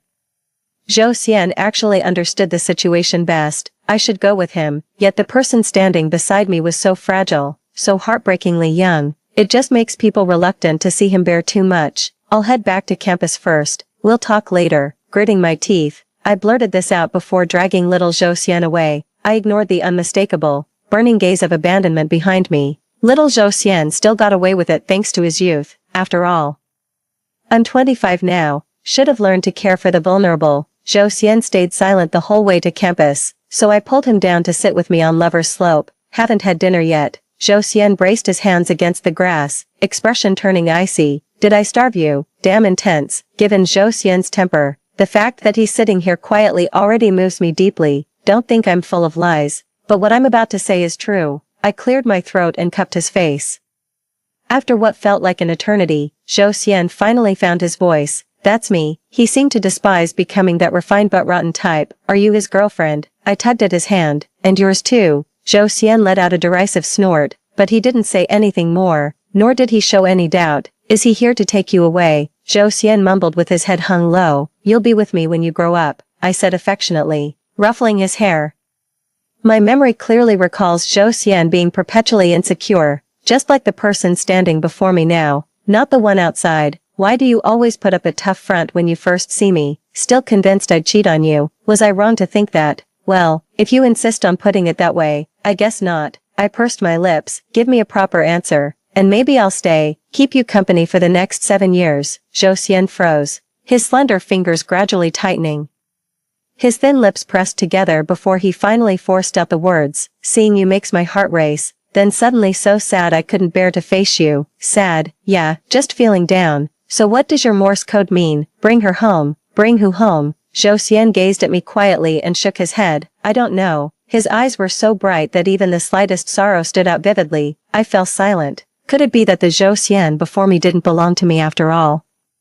What kind of world is this? When he said he was upset, my mood instantly soured too, leaving no room for petty jealousy. Zhou Xian walked me back to the dorm, then suddenly grabbed my wrist. Just go if you must. What? My eyes widened. You should return where you belong. It's only been 7 years, after all. Though he said only, his eyes were already glistening. 6. Zhou Xian never saw me again, even outside campus. Zhou Xian was throwing a little tantrum. I sat beside him, yet felt no urge to comfort him. When he first arrived, I'd felt such warmth and affection, but after that day, my feelings took on a strange new quality. Lu Yu, is admitting your changed heart so difficult? Zhou Xian loomed over me with icy detachment. He finally broke the silence. Is this really what comes out of my mouth? Have I changed my heart? Did I fall for the younger version of him? I wanted to protest. No, I didn't. Zhou Xian suddenly leaned in, pinning me down with a fierce glare. Liar. The corners of his eyes were slightly reddened, his gaze heavy with suppressed anguish. He stood too close, his presence overwhelmingly aggressive, yet it pierced my heart so sharply that I instinctively turned away. But it's still you. His grip slackened as Zhou Xian grew dazed. You've really fallen out of love. A sudden hollowness washed over me. This is someone I'd been with for a long time. 7 years later, we were deeply in love. We what? Why can't I recall even a shred of sweetness? Not a single memory of those 7 years. I only know I love him, but can't find a reason why. I reached out to touch him, but he dodged. Even if he's my past self, I can't go back. I'm 26 now. Besides, he's not me. I was stunned. What? Zhou Xian exuded a heartbreaking air of despondency, his entire being radiating a pitiable. You were in a car accident and lost consciousness. I developed a machine to reactivate awareness. All of this is your imagination, trapping you in this mental world. I came to take you away, yet you fell for a projection of your own mind. So who is this person in reality? Your college sweetheart. His voice was ice cold, and so was my heart. Was any of this real? No wonder I can't remember anything about us 7 years later, and it didn't even feel strange, so none of it was real. My consciousness had been frozen long ago. You said something completely different when you first arrived. To fully synchronize with your consciousness, I'll have to sacrifice some memories. Even if I can't remember, I'll stay here with you. I couldn't hold back anymore. I threw my arms around him, tears streaming down his back. I'm sorry. I want to stay with you, but I need you to wake up more. Zhou Xian's voice was hoarse, barely recognizable. Yet his hand still moved gently across my back, soothing and tender. I shouldn't be stuck here. Since this is all just a world of consciousness, there are no rules left to follow. I need time to process these truths, spending my days basking in the apartment sunlight, no longer crossing to the school opposite. The reason I believed Zhou Xian's words so completely was this nagging feeling, like I'd already died once before. The sheer number of paradoxes left me no choice but to believe. The realization that this person meant to trap me made even the sunlight feel cold on my skin, rubbing my arms. Someone draped a coat over me. Feeling cold, I shook my head. Zhou Xian reached out to touch my head, but I instinctively dodged. His hand froze midair, his pale skin almost translucent in the sunlight. I'll go make dinner, I said, fleeing like a startled deer, left alone in the icy sunlight, consumed by guilt and unease. Zhou Xian, the boyfriend I adored beyond measure. My future husband, who spent untold time and effort developing a machine to save me, even risking his life to enter my consciousness and pull me out. Yet now, I no longer loved him. In the battle between him and that other man, the moment I realized my bias would last till death, I came to the profound understanding that all affection for this person had withered away. Sitting across from Zhou Xian, his dining mannerisms remained achingly familiar, sleeves casually rolled halfway. Every movement deliberate and refined, mirroring the cultured poise of our school days. How could this not be the same person? How could it all be an illusion? Yet something felt inexplicably off, plunging me into momentary disorientation. Just 2 more days and we can leave. If you want to break up, we can talk about it later, but nothing matters more than you waking up. Zhou Xian didn't look up, his tone deceptively calm, yet every word made me feel his pain. I couldn't bring myself to say I won't leave you. At least not like this, not to him, making him believe I'd stay out of pity rather than love. That would break him, crush his pride. My mental world remains incomplete where I haven't ventured. Leaving China would allow Zhou Xian to break the shackles and take me away. So on that day when space-time stabilized, we rushed to the airport. The phone rang. It's Zhou Xian. He knew I was leaving today. We'd laid everything bare that night. He respected my decision completely, never reappeared, restraining himself so thoroughly that he felt vividly real. Someone I loved, not some fleeting illusion. Answer the call. Zhou Xian's pop-up notification flashed. I hesitated. Don't answer it. Zhou Xian beside me pressed down on my hand. Don't soften now. Let's go home, Luyu. I turned off the screen and nodded. Zhou Xian was using little Zhou Xian's ID card. As we were about to board, young Zhou Xian, who somehow broke into the airport, was being chased by a group of security guards. Luyu, come back. He's lying to you. Young Zhou Xian rarely lost control like this, his face deathly pale, my heart twisted in pain. Your consciousness will do everything to keep you here. But it's time, let's go. Zhou Xian shot the younger version a grim look, suppressing his emotions as he comforted me. Turn around with the person beside me. No, Luyu, Luyu.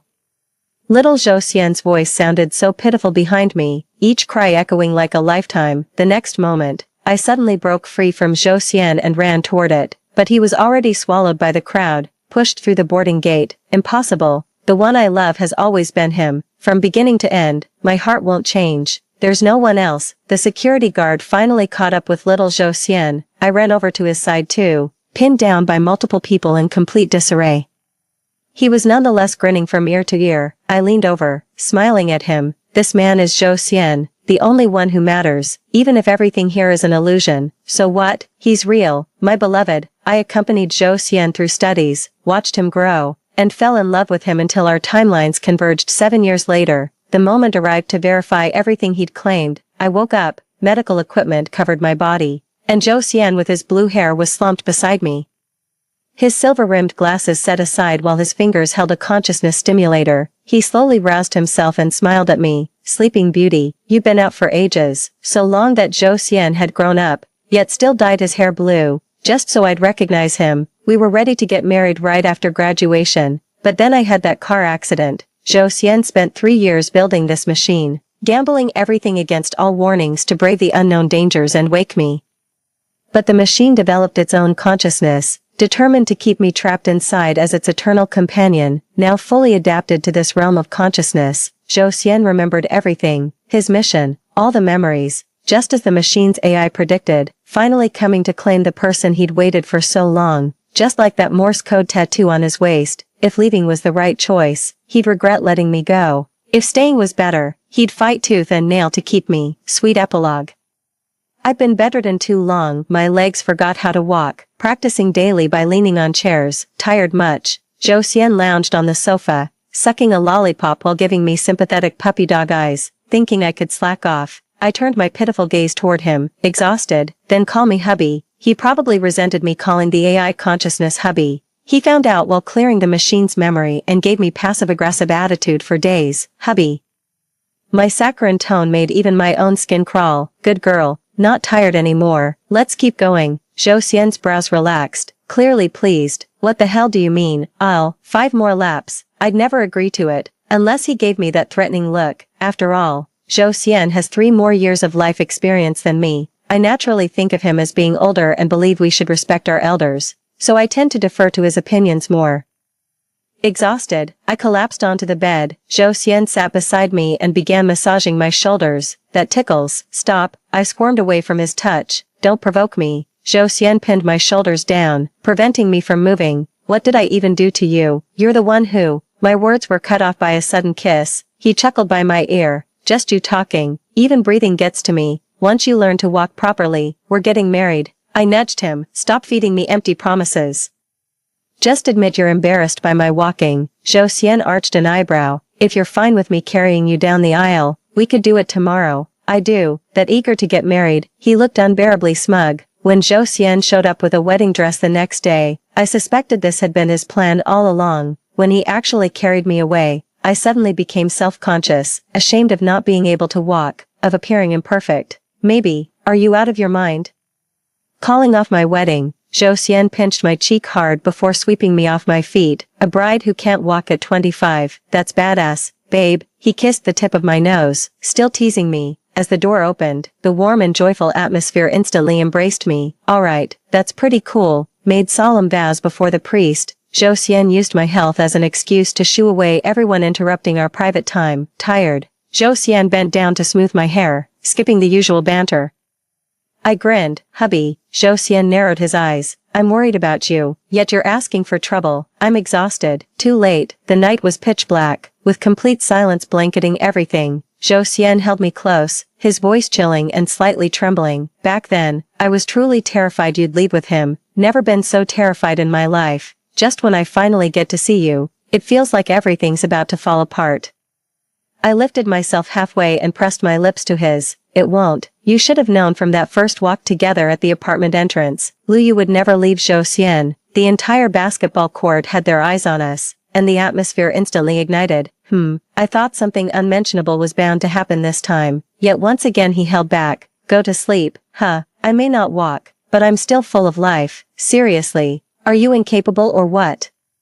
Don't you dare marry me under false pretenses. Zhou Xian seemed to read my expression, covering my eyes with his hand. Luyu, you'd better not be ungrateful. Unless you want your remaining days to be miserable, I think you should distribute things more evenly, I suggested earnestly, batting my eyelashes. His response was a cold sneer. Fuck, the blanket was pulled up. Well, that was ungrateful of me. Story 2, my childhood friend, who had always loved to stick by my side, suddenly couldn't hide his disgust for me. He unilaterally cancelled our engagement, took away the poor student I had sponsored, and doted on her by his side. Everyone around thought he was crazy, but only I knew that he had been reborn. The subtitles above his head kept scrolling. The first thing the male lead does after being reborn is, of course, to keep our delicate female lead by his side. Of course, the male lead will become the richest man in the future, reborn 10 years earlier in this life.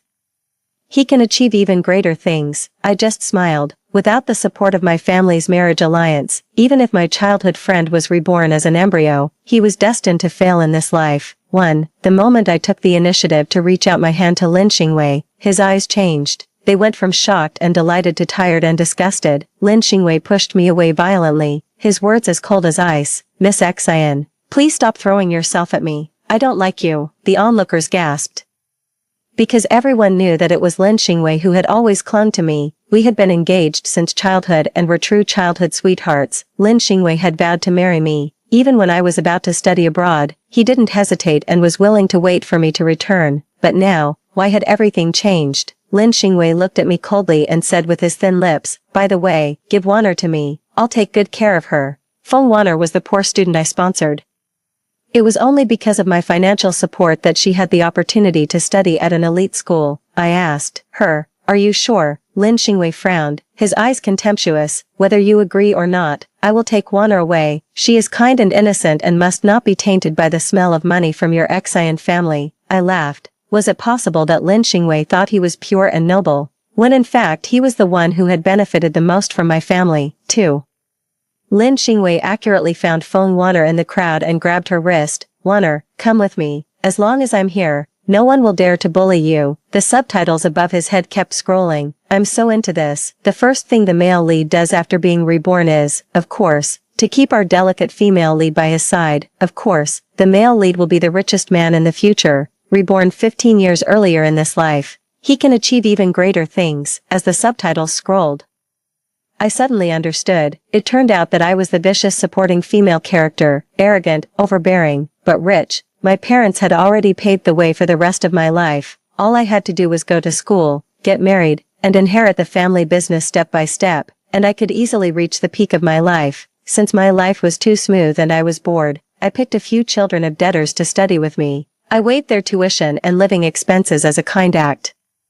Feng Wanner was one of them. Because she somewhat resembled me in appearance, I favored her especially and transferred her to the class where Lin Xingwei and I were. Later, I went abroad to study. Lin Xingwei, feeling lonely, actually found Feng Wanner to be his substitute. While I was studying abroad, the two of them had a dramatic love affair. Lin Xingwei, who didn't even want to buy a plane ticket, missed me while passionately having a relationship with Feng Wanner. When I returned home, Lin Xingwei abruptly abandoned Feng Wanner, but at our wedding, he suddenly realized that Feng Wanner was the woman he loved most in his life. Lin Xingwei endured hardships and finally became the richest man 5 years after our marriage, planning to rekindle his relationship with Feng Wanner. However, he didn't expect that she had died of liver cancer 2 years earlier. Their love-hate story became an eternal legend. Fortunately, Lin Xingwei was reborn. This time, he followed his heart, resolutely dumped me, and planned to be with Feng Wanner. What passionate and sincere love. I believe in love again. The supporting female character looks so awkward. She's been slapped in the face by both the male and female leads. I almost feel sorry for her.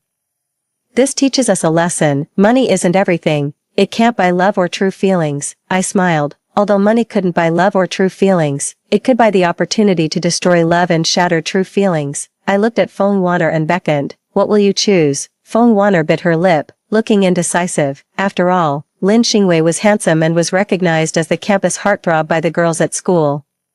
She couldn't help but feel a secret joy at receiving Lin Xingwei's exclusive favor. Feng Wanner hesitated. I immediately understood her choice and smiled. Okay, I respect your decision. Feng Wanner's face lit up. I continued, pay me back the tuition and living expenses for the past 3 years, and we'll be even. Feng Wanner's face instantly turned pale. The tuition at an elite school cost hundreds of thousands of yuan a year. Moreover, she had always tried to match my standard of living in terms of food, clothing, and daily expenses, which also cost 6 figures a year. Asking Feng Wanner to pay such a large sum of money at once was like a pipe dream. Seeing this, Lin Xingwei stepped forward. He spoke in a domineering president-like manner. Wanner, don't worry, I'll pay this money for you. Feng Wanner's eyes sparkled with admiration, and she said shyly, Master Lin, you're so kind, but I shattered their dreams mercilessly.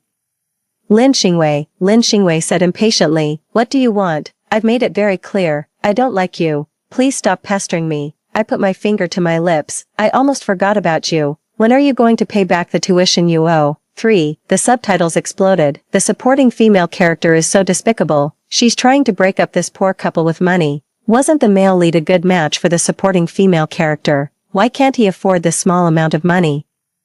The Lin family is only superficially prosperous. All their money has been squandered by his philandering father. They were right. A family that could marry into the Xian family was naturally not an ordinary one. Grandpa Lin and my grandpa had been comrades in arms for decades. The old men had a deep friendship, which was why they arranged a betrothal between Lin Xingwei and me when we were children. But since Grandpa Lin passed away 10 years ago, the Lin family had been declining. Lin Xingwei's parents were constantly having affairs and had countless illegitimate children. The collateral branches of the family fought for power, creating a chaotic and messy situation at home. In such circumstances, Lin Xingwei's life was not prosperous. He looked glamorous on the surface, but in fact, he was worse off than an ordinary well-off family. It was me who begged my parents not to cancel the engagement. I also begged my uncle, who was a school board member, to waive Lin Xingwei's tuition. Lin Xingwei knew very well about my efforts. Due to his so-called masculine pride, he never thanked me. Instead of being grateful, he accused me of throwing myself at him. He didn't realize that without the support of my family's marriage alliance, even if Lin Xingwei was reborn as an embryo, he was destined to fail in this life. I simply laid my cards on the table and held out my hand right in front of his eyes. What are you waiting for? Pay up. Beads of sweat rolled down Lin Xingwei's forehead. Not knowing the difficult situation of the Lin family, Feng Wanner fanned the flames beside him. Miss, why be so aggressive? Master Lin will pay you every penny. Just wait. The subtitle scrolled. Yes, yes, when husband and wife work together, they can overcome anything, as long as the male and female leads work hard together. Becoming the richest people in the world is just around the corner, then the supporting female character will regret it. But it will be too late. Lin Xingwei, as if he had seen the words on the subtitles or thought of his success in the previous life, puffed out his chest and said righteously, I knew you were money-grubbing, but I didn't expect you to be so materialistic. Don't worry, I'll pay off all the debts. From now on, we're done, and there will be no more interaction between us. As sonorous and forceful as his words were, his figure was just as embarrassed when he rolled out of the school with a snake skin bag on his back, sitting on a tricycle. Feng Wanner's white dress was stained with dust, and she looked panicked. Master Lin, are we really going to drop out of school? Lin Xingwei took her hand and smiled. Wanner, don't be afraid. I've already found a new school. As long as we can be together, what do we have to fear? Even if there are mountains of knives and seas of fire ahead, Feng Wanner forced a smile. Before the Feng family went bankrupt, she was a little princess doted on by everyone. Even after the bankruptcy, she didn't suffer much because of my sponsorship. She had thought that getting close to Lin Xingwei would allow her to cross social classes, but she didn't expect a big gap between her ideals and reality. While they were talking, the driver took me to the school gate. I gracefully got out of the car, followed by two students, a boy and a girl. One carried my bag, and the other opened the door for me. When Lin Xingwei saw this scene, he wore a determined expression. He said to Feng Wanner, Xian Han is coming for me. If she means no good, you run away. She won't dare to do anything to me. Feng Wanner clutched the hem of her skirt and nodded. Lin Xingwei took a deep breath, as if going to his death. Xian Han, stop pestering me. I won't give in. Give up your idea. I stopped, not even glancing at him. Where are the security guards?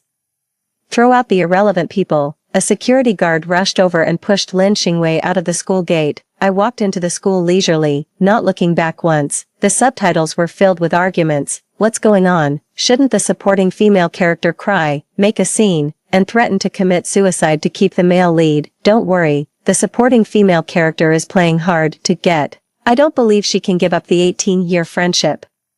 Despite her show of power now, her heart must be bleeding. I sneered. Lin Xingwei and I had been childhood friends for 18 years, plus 5 years of married life in the previous life. He still broke things off without hesitation, so what was there for me to miss? Goodbye is goodbye. The next one will be even better. 4. Feng Wanner looked at Lin Xingwei, then at me, and finally couldn't help but say, Miss, actually I. Lin Xingwei interrupted her angrily. Wanner, you don't need to beg her.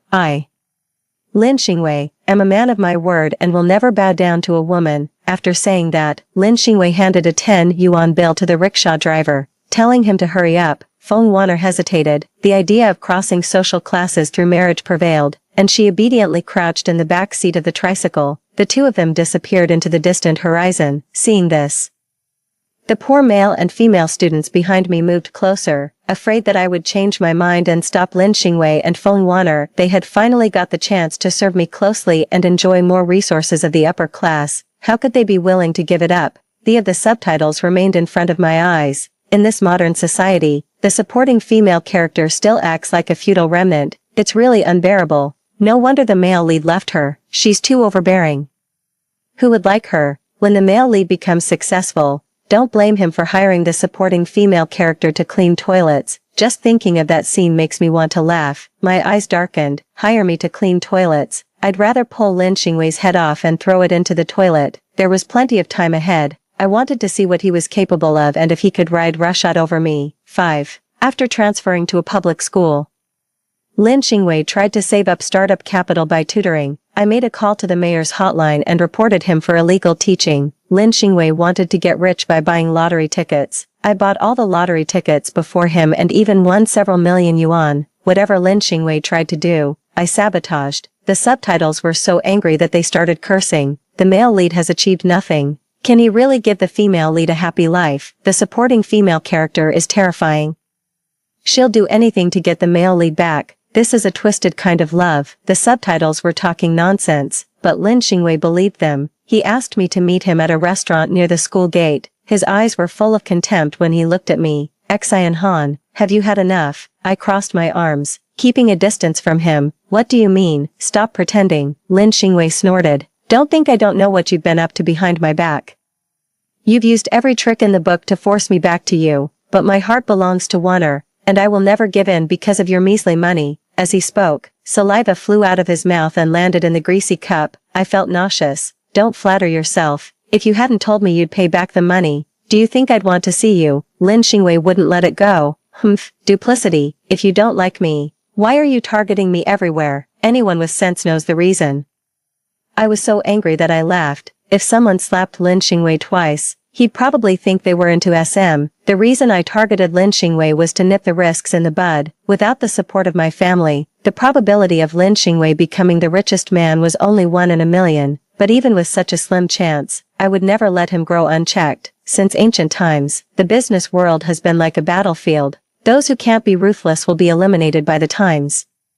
Lin Xingwei thought I was trapped in petty love, but he didn't know that my vision had extended to the future. In fact, it was he himself who couldn't get out of this past relationship. 6. I was too lazy to argue with Lin Xingwei and picked up my bag to leave. Lin Xingwei hurriedly blocked my way. You haven't promised to stay out of my life. You can't leave. He even grabbed my wrist. Bang. Before I could react, Lin Xingwei flew out and crashed into a large number of tables and chairs in the restaurant. Wei Huai, the poor student I sponsored, appeared. He had been waiting outside. He came in to check when he heard the commotion inside. He couldn't hold back and kicked Lin Xingwei when he saw him getting handsy with me. Wei Huai walked up to me, carefully holding my hand. There was no stupid love in his eyes, only a craving for money. Miss, are you okay?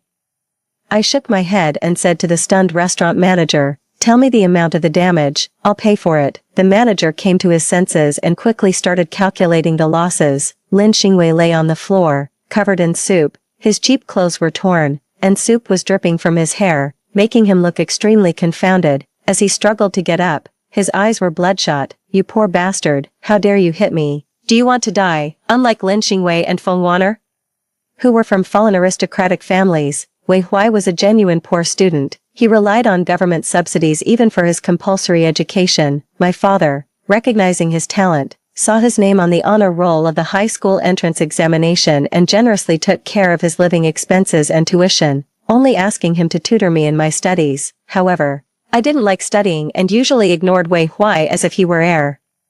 Lin Xingwei knew about his existence but never took him seriously. Now, though, Wei Huai had suddenly become my right-hand man, and Lin Xingwei finally panicked. Xian Han, even if you want to make me turn back, there's no need to find some random guy to provoke me, right? The way you're throwing yourself at him so cheaply just makes me feel disgusted. I stopped in my tracks and glanced at Wei Huai, understanding my signal. He landed a left hook that sent Lin Xingwei crashing to the ground.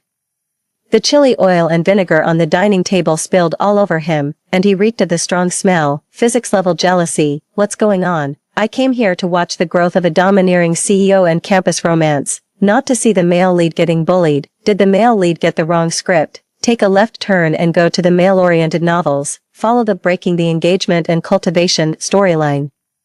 It's the female supporting character who's supposed to be the one with the broken engagement. Okay, doesn't she like the male lead? Why isn't she chasing after him to make amends instead of sending her fiancé to his doom? The bullet comments finally caught on. My disgust for Lin Xingwei didn't seem like an act. Words could deceive, and expressions could be faked, but the force of a real punch couldn't be simulated. That was a brutal beating.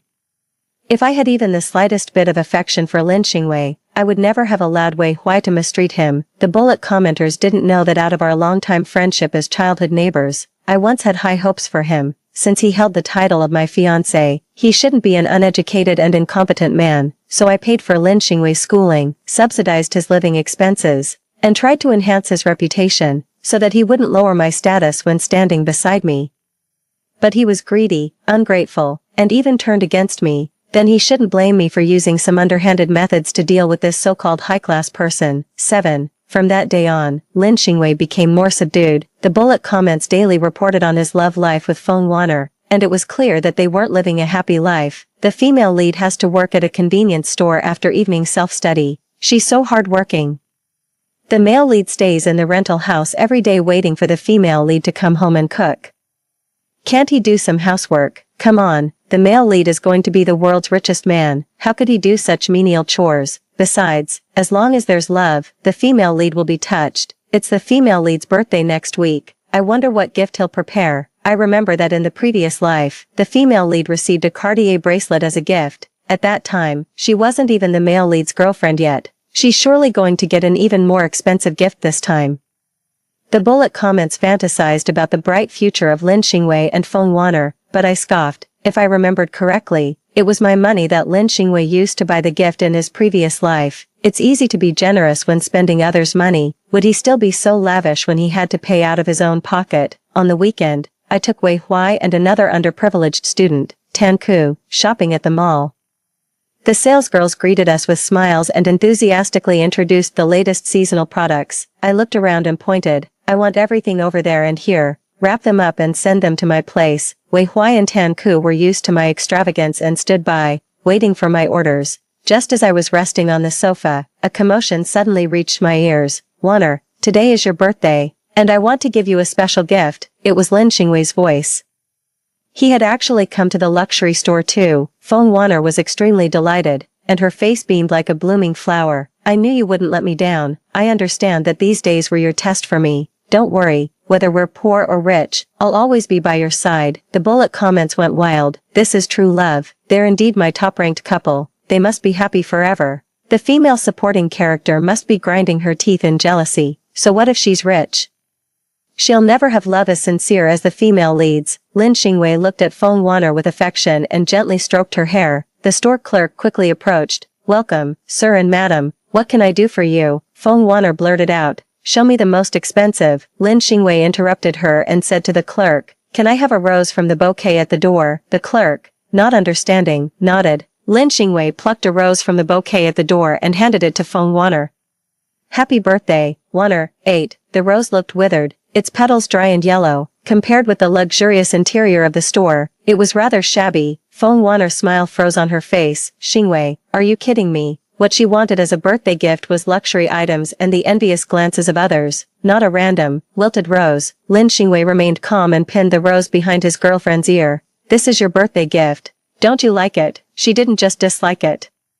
Feng Wanner was furious. She snatched the rose from behind her ear and threw it on the ground. Are you crazy? Who wants this lousy rose? Do you think I'm a beggar? Lin Xingwei frowned slightly. It's still my heartfelt gift. If you don't like it, that's fine. But why humiliate me? If I had known you were such a gold digger, I wouldn't have been with you. Feng Wanner sneered and shook off Lin Xingwei's hand. Me, a gold digger? How noble are you?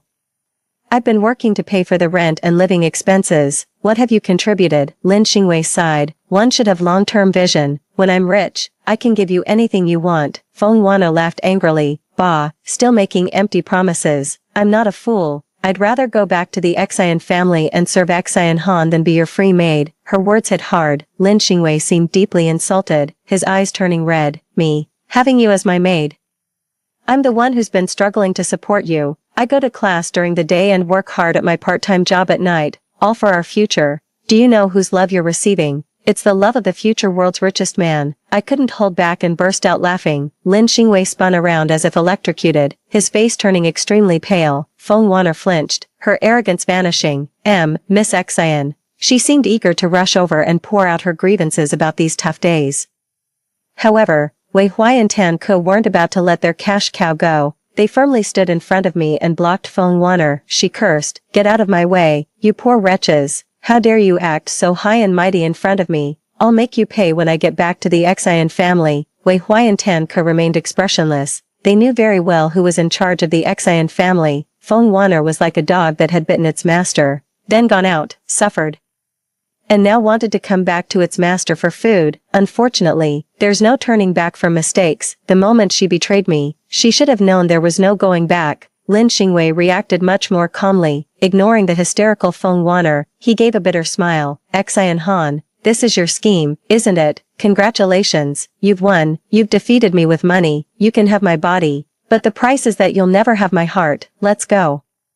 I'm willing to fulfill our engagement." With that, he closed his eyes, looking resigned to his fate. Facing this so-called touching scene, I turned to Tan Ke. "How much does pig heart cost per caddy?" Tan Ke was taken aback and hesitated. "About 10 odd yuan per caddy at the wet market, I think." I nodded. "Go buy 10 caddies and give them to Lin Xingwei. If there are pig brains available, get a few caddies too. He could use the brain supplement. Ha ha ha ha ha." The female supporting character's words are too harsh, they're self-destructively sarcastic. I'm now sure the female supporting character really has fallen out of love. The male lead and female lead should just get together. Lin Xingwei stared in disbelief, and the rose in his hand dropped to the ground. I turned and left, with Feng Wanner's cries echoing behind me. Without the support of money, this relationship shed its naivete and shattered its illusions, leaving them nothing but a mess. 9. Life got back on track. I was busy with school, exams, and preparing my portfolio to apply for overseas universities, gradually forgetting about Lin Xingwei. But while I had moved on, my parents hadn't. They stormed over to the Lin family demanding an explanation, and when they got home, they started looking for a new marriage partner for me. I firmly refused. I haven't achieved anything in my career yet. How can I think about starting a family? Mom and Dad, stop pushing me. It's not too late to find someone after I graduate. My parents couldn't persuade me and had to give in. Before I left, they held a banquet for me, inviting young talents of my age and social status. If I took a liking to someone, that person could become my fiancé. If not, we'd wait until after I graduated. I reluctantly agreed. On the day of the banquet, I dressed up extravagantly and mingled among the elders, winning countless compliments. As if by mutual agreement, no one mentioned Lin Xingwei's name. He was like a forgotten ripple, disappearing beneath the turbulent waves of high society. After a few drinks, I accepted an invitation from a young man to dance. My parents watched us with loving eyes, looking very pleased. The music flowed like water until a harsh voice cut through the air. "Xian Han, you're my fiancé. Yet you're dancing with someone else. Do you still have me, your fiancé?" In your eyes, Lin Xingwei suddenly appeared out of nowhere, his eyes sharp and his aura gloomy. But paired with his cheap synthetic fiber clothes, he didn't look like the brooding, domineering CEO from novels. Instead, he resembled a stalker on the street. Everyone was shocked by this unexpected turn of events and started whispering among themselves. Standing on the stairs and looking down at the crowd, Lin Xingwei said in a hoarse voice, "This game should end now, Xian Han.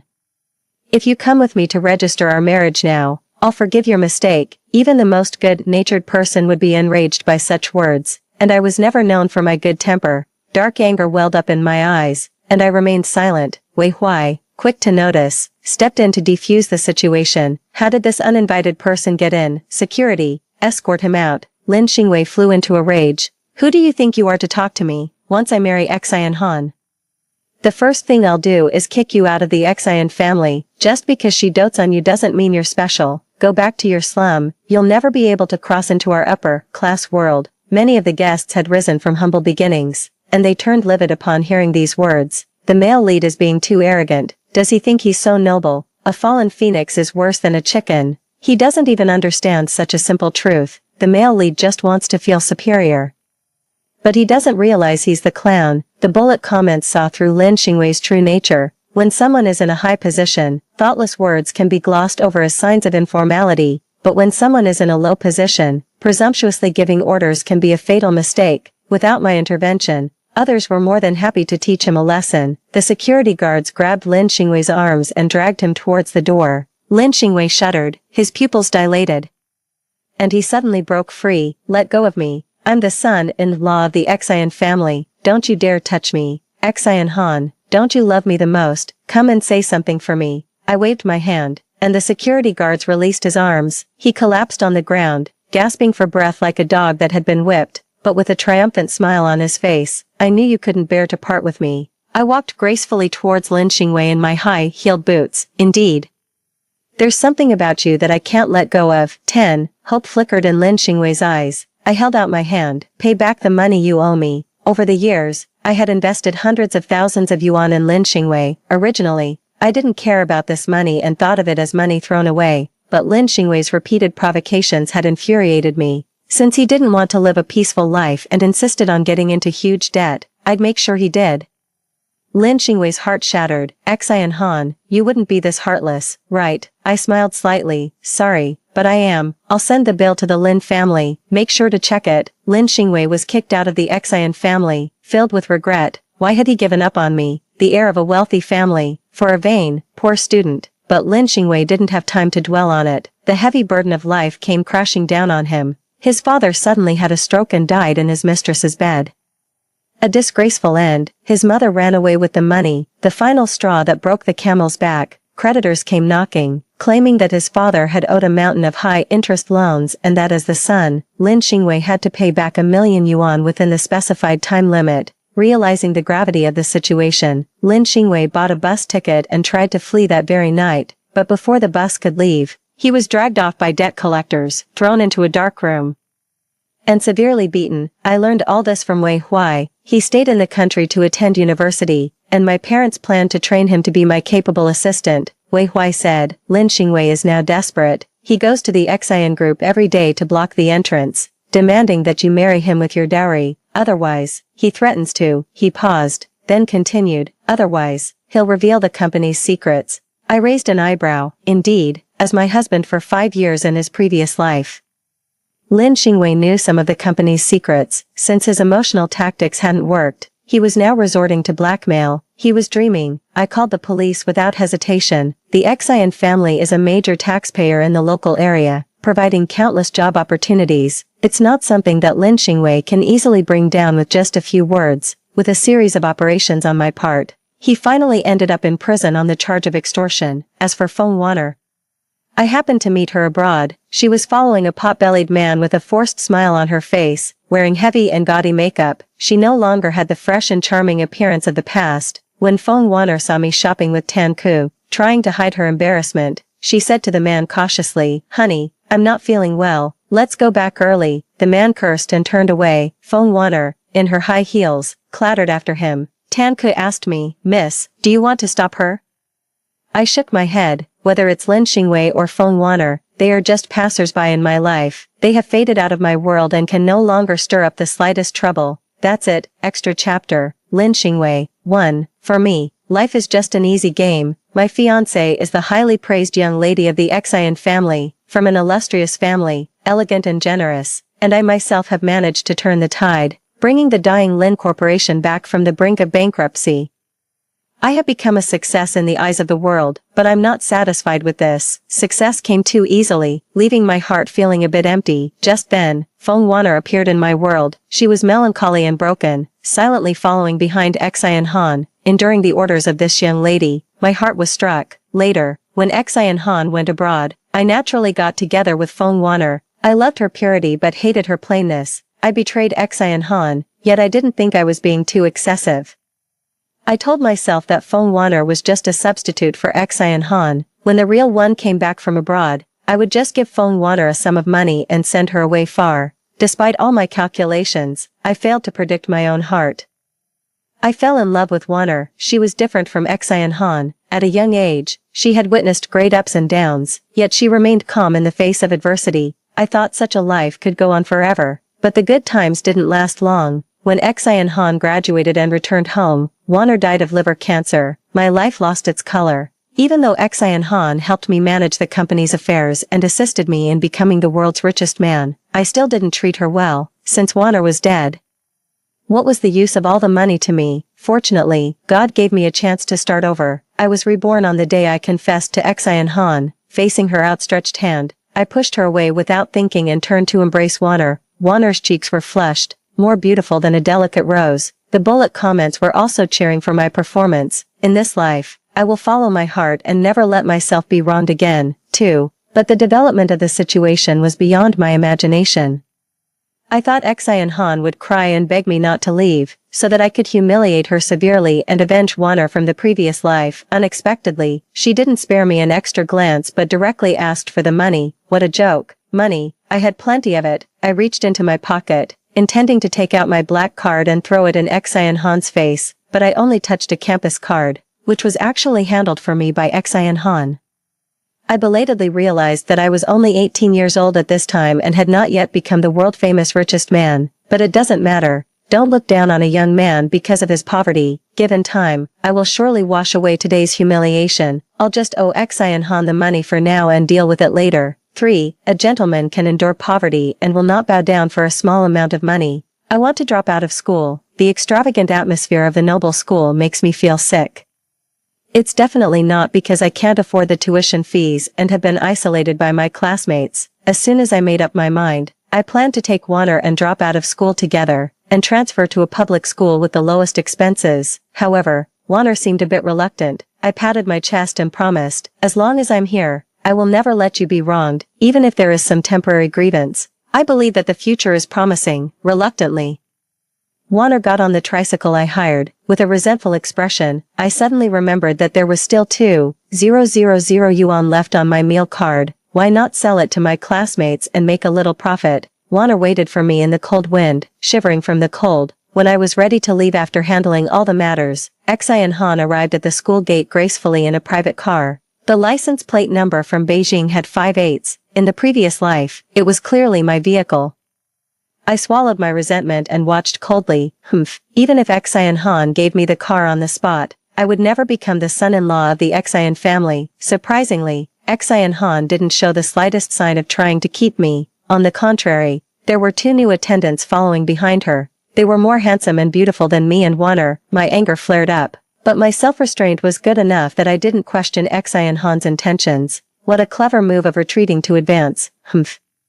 Women. Xian Han cast a puzzled look at me. I proudly puffed out my chest, but what I heard was her order to have me thrown out. This wasn't right. Without time to think further, I angrily jumped onto the tricycle. A woman who turns from love to hate is really terrifying. There's no way. My charm is just that great. 4. But charm can't be used as food. After transferring to the public school, I still had to worry about my livelihood. Xian Han launched a fierce pursuit of me, trying to force me to give in. Even if I starved to death, I wouldn't separate from Wanner. But Wanner's resentment grew stronger and stronger. She was no longer as delicate and sensitive as in the previous life, but instead was hysterical like a shrew. Firewood, rice, oil, salt, electricity bills, and water bills became the unchanging topics in her mouth. Looking at Feng Wanner's face, I couldn't help but fall into deep thought. Was this still the woman who talked about romantic things with me and obeyed me in everything?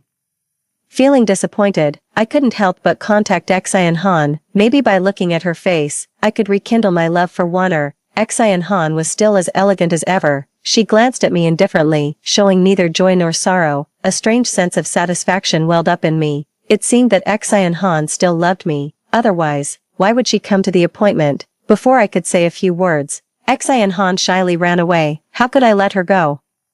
I reached out to hold her wrist just like in the previous life. But before I could touch that softness, Wei Huai rushed in front of me and kicked me away. I was enraged. For a moment, Xian Han was actually having an affair with a poor guy. Where did she put the face of me? Her fiancé. Men have their pride. Xian Han had gone too far. I wouldn't forgive her. Before I could utter my harsh words, Xian Han turned and left. She must not want me to see her tears. Right. Well, it's not impossible to forgive her. I returned to the rental house with a bruised face. Seeing this, Feng Wanner had a big argument with me again. The meal was cold, and there was no food in the pot. I was extremely tired and just wanted to lie lazily on the bed and rest. Suddenly, an idea popped into my head. In fact, it wouldn't be bad to make up with Xian Han. At least the servants in her house were sensible and could take good care of me. Later, it was Feng Wanner's birthday.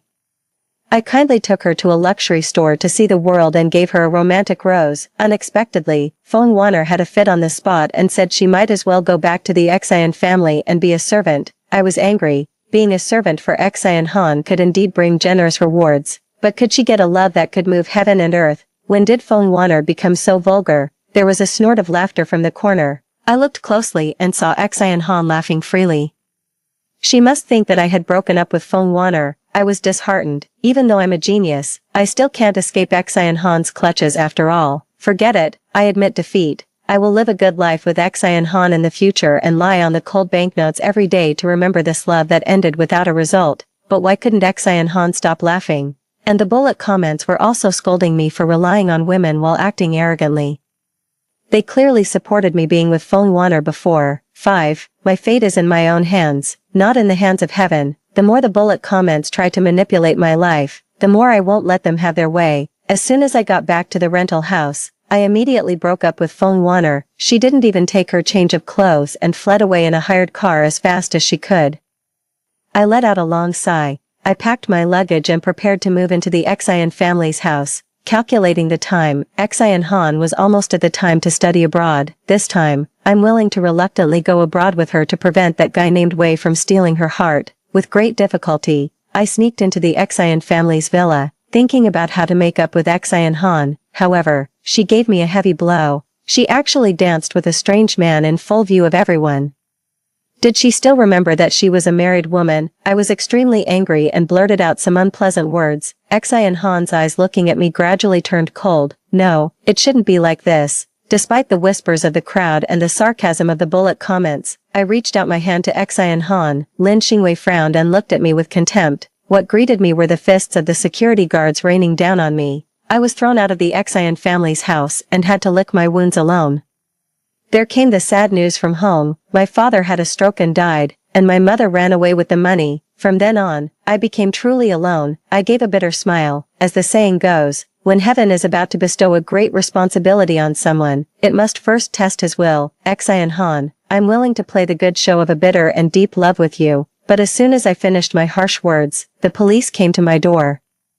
They said I was suspected of spreading rumors and slander and invited me to the police station for a talk. I finally experienced Xian Han's coldness and ruthlessness firsthand, but it doesn't matter. As long as I persevere, she will surely come back to me obediently. After all, my charm is irresistible. A year later, I was released from prison after serving my sentence and prepared to go abroad to find Xian Han and resume our